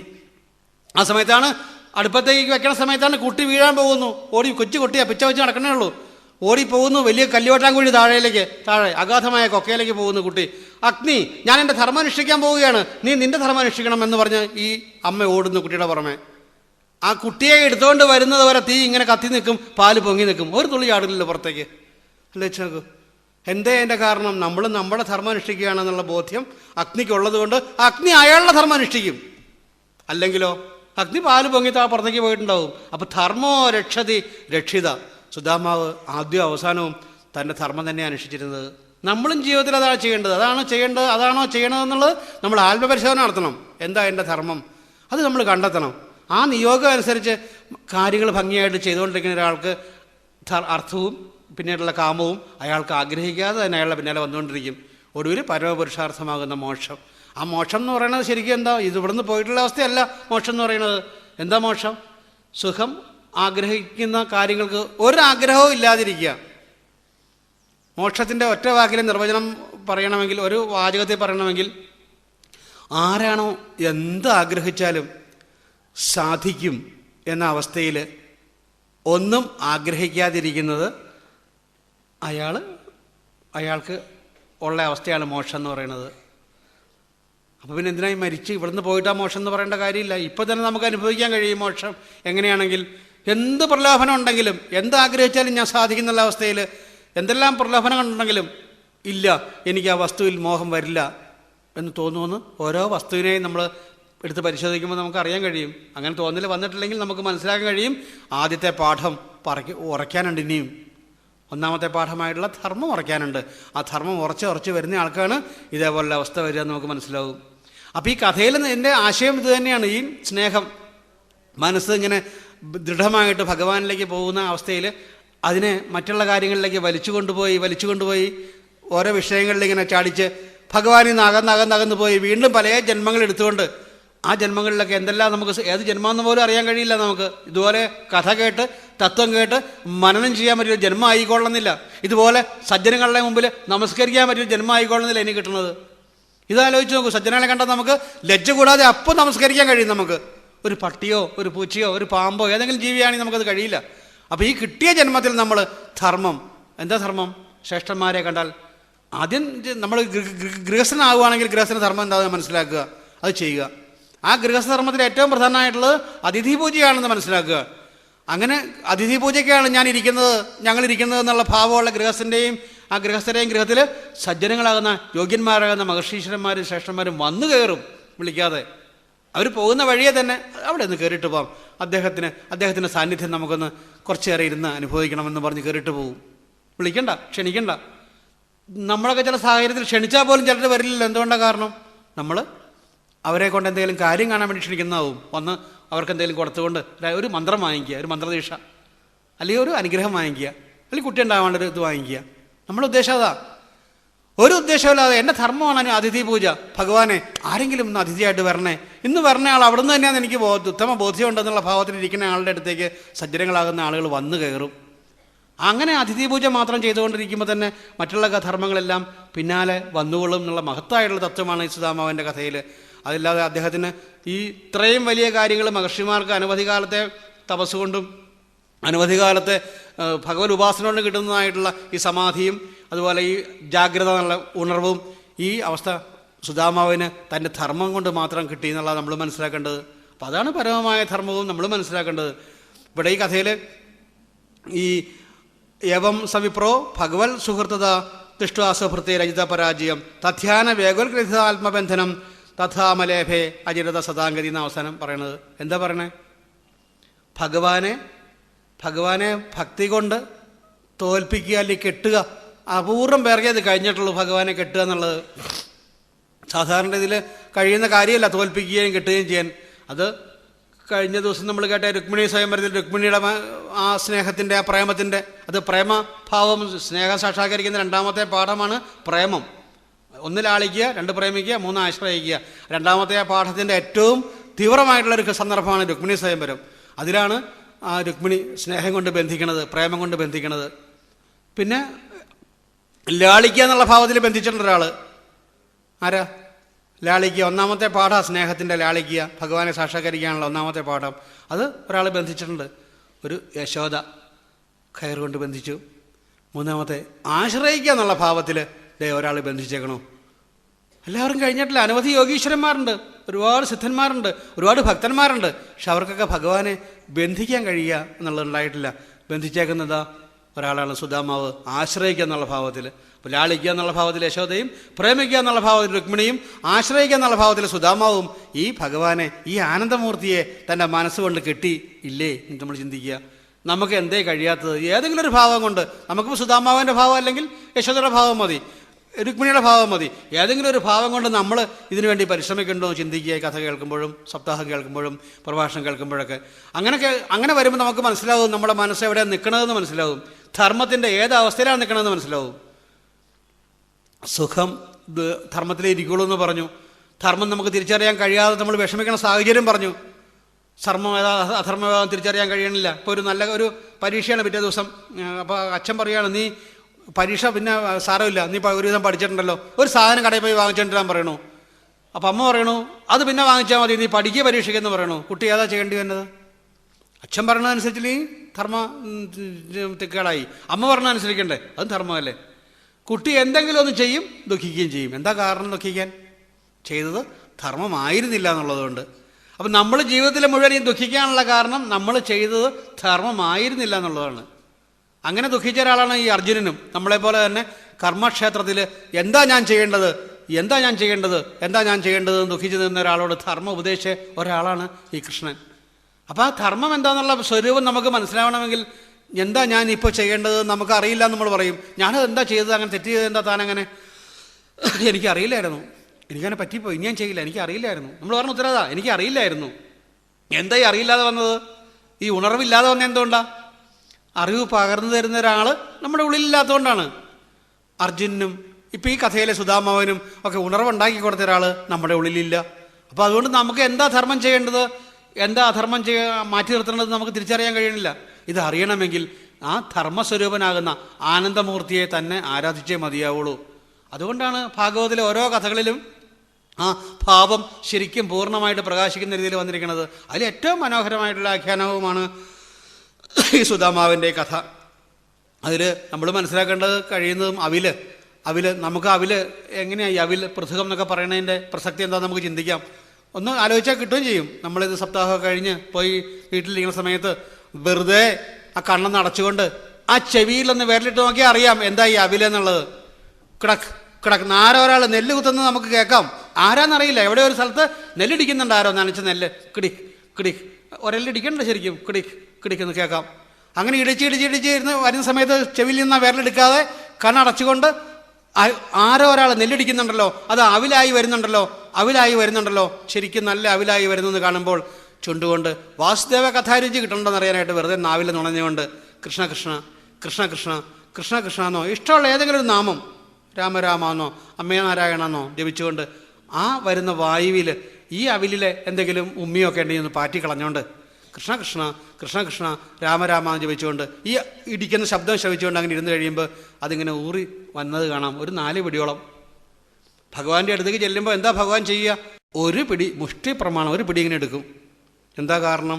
എന്താ ഈ 3 പിടി ബാക്കിയെടുത്ത് ഭഗവാന് പിന്നെ പിറ്റേ ദിവസം കഴിക്കാൻ വെക്കാൻ പാടില്ലേ? സുദാമാവ് മടങ്ങി പോകുമ്പോൾ പിറ്റേ ദിവസം വേണ്ട രാവിലെ എന്തെങ്കിലും കഴിക്കാൻ ദ്വാരകയിൽ. അങ്ങനെ വയ്ക്കാതെ എന്തുകൊണ്ടാ? സുദാമാവിൻ്റെ യവിലിൽ നിന്ന് ഒരു പിടി എടുത്ത് എന്തുകൊണ്ടാ? അതേ എടുക്കുള്ളൂ, അതേ വേണ്ടു ഭഗവാന്. ഈ മുഷ്ടി പ്രമാണം എന്ന് പറഞ്ഞാൽ ഹൃദയം. നമ്മുടെ ഹൃദയം, ഓരോ ആളുടെ ഹൃദയവും അവരുടെ ഈ കൈവിളയിൽ പിടിക്കുന്ന വലിപ്പമാണ്. മുഷ്ടി പ്രമാണമാണ് ഓരോ ആളുകളുടെ ഈ ഹൃദയം. മുമ്പിൽ ചെന്ന് നിൽക്കുന്ന ഭക്തൻ്റെ ആ ഹൃദയം മാത്രം എങ്ങനെ എടുക്കും ഭഗവാൻ? എത്രയോ കൊണ്ട് സ്വർണം കൊണ്ട് കൊടിമരം വച്ച് കൊടുത്തിട്ടുണ്ടാവാം, ആനയെ നടക്കിരുത്തിയിട്ടുണ്ടാവാം, എന്തെല്ലാം ചെയ്തിട്ടുണ്ടാവാം, ഇതൊക്കെ ചെയ്തോളൂ, നന്നായി, കുഴപ്പമില്ല, എന്ത് വേണം ചെയ്തോളൂ, പക്ഷേ എനിക്ക് ആ ഹൃദയം മതി എന്ന് പറഞ്ഞെടുക്കും. അതാണ് ആ ഭഗവാൻ താൻ എടുത്ത വിവരം, താൻ കൊടുത്ത വിവരം പുറത്ത് അധികം കൊട്ടിഘോഷിക്കാറുമില്ല. കാരണം എന്തുകൊണ്ടാണ്? ഭഗവാൻ എന്നും, ഭക്തൻ എന്നും ഒരു ചിന്തയുണ്ട്, ഞാൻ കൊടുത്തത് കുറഞ്ഞു പോയല്ലോ എന്ന്. തിരിച്ച് നേരെ വിപരീത ഭഗവാന്. ഈ കാണുന്ന മുഴുവൻ എൻ്റെയാണ്, ഈ ഐശ്വര്യം മുഴുവൻ എൻ്റെയാണെന്ന് അറിയാവുന്ന ഭഗവാന് ഞാൻ കൊടുത്തത് ഒന്നും ആയില്ലല്ലോ ഭക്തന്, ഞാൻ എത്രയോ ഉയർത്തിയാലും അതിലും മീതിയാണല്ലോ എൻ്റെ ദ്വാരക, ഞാൻ എത്രയോ ഉയർത്തിയാലും അതിലും മീതിയാണല്ലോ എൻ്റെ വൈകുണ്ഠം, അതുകൊണ്ട് ഞാൻ കൊടുത്തത് ഒന്നും ആയില്ലല്ലോ എന്ന് ഭഗവാന്റെ തേങ്ങൽ. ഭക്തൻ്റെ തേങ്ങലോ, ഞാൻ കൊടുത്തത് കുറഞ്ഞു പോയല്ലോ എന്നുള്ള തേങ്ങൽ ഭക്തൻ്റെ. നോക്കൂ, ആരാ ഇതിലേറ്റവും മുന്നിട്ട് നിൽക്കുന്നത് ഭക്തിയിൽ എന്ന് നോക്കിച്ചോ, പറയാൻ പറ്റുമോ? പറ്റില്ല. രണ്ടുപേരും പരസ്പരം ഭക്തിയാൽ അങ്ങോട്ടും ഇങ്ങോട്ടും ബന്ധിച്ചിട്ടിരിക്കണം ഈ സ്നേഹ ബന്ധനത്തിൽ ആരാ കൂടുതൽ പൊങ്ങി നിൽക്കുക? വേണമെങ്കിൽ പറയാം ഭക്തൻ തന്നെയാണെന്ന്. കാരണം എന്താ? തൻ്റെ ഭക്തൻ്റെ മഹിമ, തൻ്റെ ഭക്തൻ്റെ യശസ് എവിടെയും ഭഗവാൻ പൊക്കി കാണിക്കും. കയ്യടി കിട്ടുന്നതൊക്കെ അർജുനൻ്റെ പിന്നിൽ തേര് നയിച്ചുകൊണ്ട് നിൽക്കുന്ന അതാണ് ഭഗവാൻ ഇഷ്ടമെന്നും, ഒരു പാർത്ഥസാരഥിയാവാൻ എന്നും ഭഗവാന് മോഹം. കയ്യടി കിട്ടുന്നതൊക്കെ ഭക്തന്മാർക്കും. ഇവിടെയും ഈ ബന്ധനത്തിൽ കയ്യടി കിട്ടിയതും ഐശ്വര്യം അനുഭവിക്കുന്നതും വൈകുണ്ഠത്തിലെ പോലെ തന്നെ മഹാലക്ഷ്മിയെ പോലെയുള്ള പത്നിയുമായി മാറി സുദാമാവിന്. അങ്ങനെ എല്ലാ ഐശ്വര്യം അനുഭവിക്കുന്നത് ആരാ? സുദാമാവ്. കൊടുത്തതായിട്ടുള്ളൊരു ഭാവം, അല്ലെങ്കിൽ താൻ എടുത്തതായിട്ടുള്ളൊരു ഭാവം ഒരിക്കലും ഇല്ലാത്തത് ആർക്കാ? ഭഗവാനും. ഇതാണ് നമ്മൾ മനസ്സിലാക്കേണ്ടത്. ഭഗവാന്റെ അടുത്തേക്ക് ചെല്ലുമ്പോൾ ഒന്നുമല്ല നമ്മൾ കൊടുത്തിരിക്കുന്നത് എന്നുള്ള ഭാവത്തിൽ നമ്മൾ ചെല്ലുന്തോറും ഭഗവാൻ അതിൽ പരം ആനന്ദിപ്പിച്ച് നമ്മുടെ അനുഗ്രഹം തന്നുകൊണ്ടിരിക്കുന്ന അനുഭവങ്ങൾ നമുക്ക് കിട്ടിക്കൊണ്ടിരിക്കും. ഓരോ ഈ ഉപാസനയുടെ ഭാഗമായിട്ട് പോയിക്കൊണ്ടിരുന്നാൽ. അപ്പോൾ കുറച്ചു നേരം ഇങ്ങനെ ആശ്രിത വത്സലനായിട്ടുള്ള ഭഗവാന്റെ ആശ്രിത രക്ഷക മനോഭാവം കുറച്ചെങ്കിലും ബോധ്യം വരുന്ന രീതിയിൽ പറയാൻ ശ്രമിച്ചു. അത് കുറച്ചെങ്കിലും മനസ്സിലാക്കിയിട്ടുണ്ടെങ്കിൽ സന്തോഷമുണ്ട്, ചാരിതാർത്ഥ്യമുണ്ട്. മനസ്സിലാക്കാൻ ഉദ്ദേശിച്ച രീതിയിൽ മനസ്സിലാക്കാൻ കഴിഞ്ഞിട്ടില്ലെങ്കിൽ അത് കഥയുടെ മഹിമ കുറവല്ല, അതുപോലെ ഭഗവാന്റെയോ ഈ എഴുതിയ പുസ്തകത്തിൻ്റെയോ മഹിമ കുറവല്ല, പറയുന്ന ആളുടെ വാക്കുകളുടെ പരിമിതി കൊണ്ടാണെന്ന് കണ്ട് ക്ഷമിക്കണമെന്നും, അതല്ല ഒരുവിധമൊക്കെ ഭഗവാന്റെ മഹിമ, ഭക്തൻ്റെ മഹിമ, ഈ ആഖ്യാനം വായിക്കാനുള്ള പ്രേരണയും ഒക്കെ സജ്ജനങ്ങളുടെ ഉള്ളിൽ കുറച്ചെങ്കിലും ഉണ്ടാക്കി കഴിഞ്ഞിട്ടുണ്ടെങ്കിൽ എവിടെയെങ്കിലുമൊക്കെ ഇതുപോലെ പോയിരുന്ന് പറയാനുള്ള അവസരം ഉണ്ടാവണമെന്ന് പ്രാർത്ഥിച്ചുകൊണ്ട് സജ്ജനങ്ങളുടെ മുന്നിൽ വിനയാന്വിതനായിട്ട് ആദരപൂർവ്വം ഈ അനുസ്മരണം, ഈ പ്രഭാഷണം സമർപ്പിക്കുകയാണ്. ഹരേ രാമ രാമ രാമ ഹരേ ഹരേ, ഹരേ കൃഷ്ണ കൃഷ്ണ കൃഷ്ണ ഹരേ ഹരേ, ഹരേ രാമ രാമ രാമ ഹരേ ഹരേ, ഹരേ കൃഷ്ണ കൃഷ്ണ കൃഷ്ണ ഹരേ ഹരേ, ഹരേ രാമ രാമ രാമ ഹരേ ഹരേ, ഹരേ കൃഷ്ണ കൃഷ്ണ കൃഷ്ണ ഹരേ ഹരേ, ഹരേ രാമ രാമ രാമ ഹരേ ഹരേ, ഹരേ കൃഷ്ണ കൃഷ്ണ കൃഷ്ണ ഹരേ ഹരേ. കായേന വാചാ മനസേന്ദ്രിയർവാ ബുദ്ധ്യാത്മനാ വാ പ്രകൃതിർസ്വഭാവാൽ കരോതി യദ്യൽ സകലം പരസ്മൈ നാരായണായ സമർപ്പയാമി.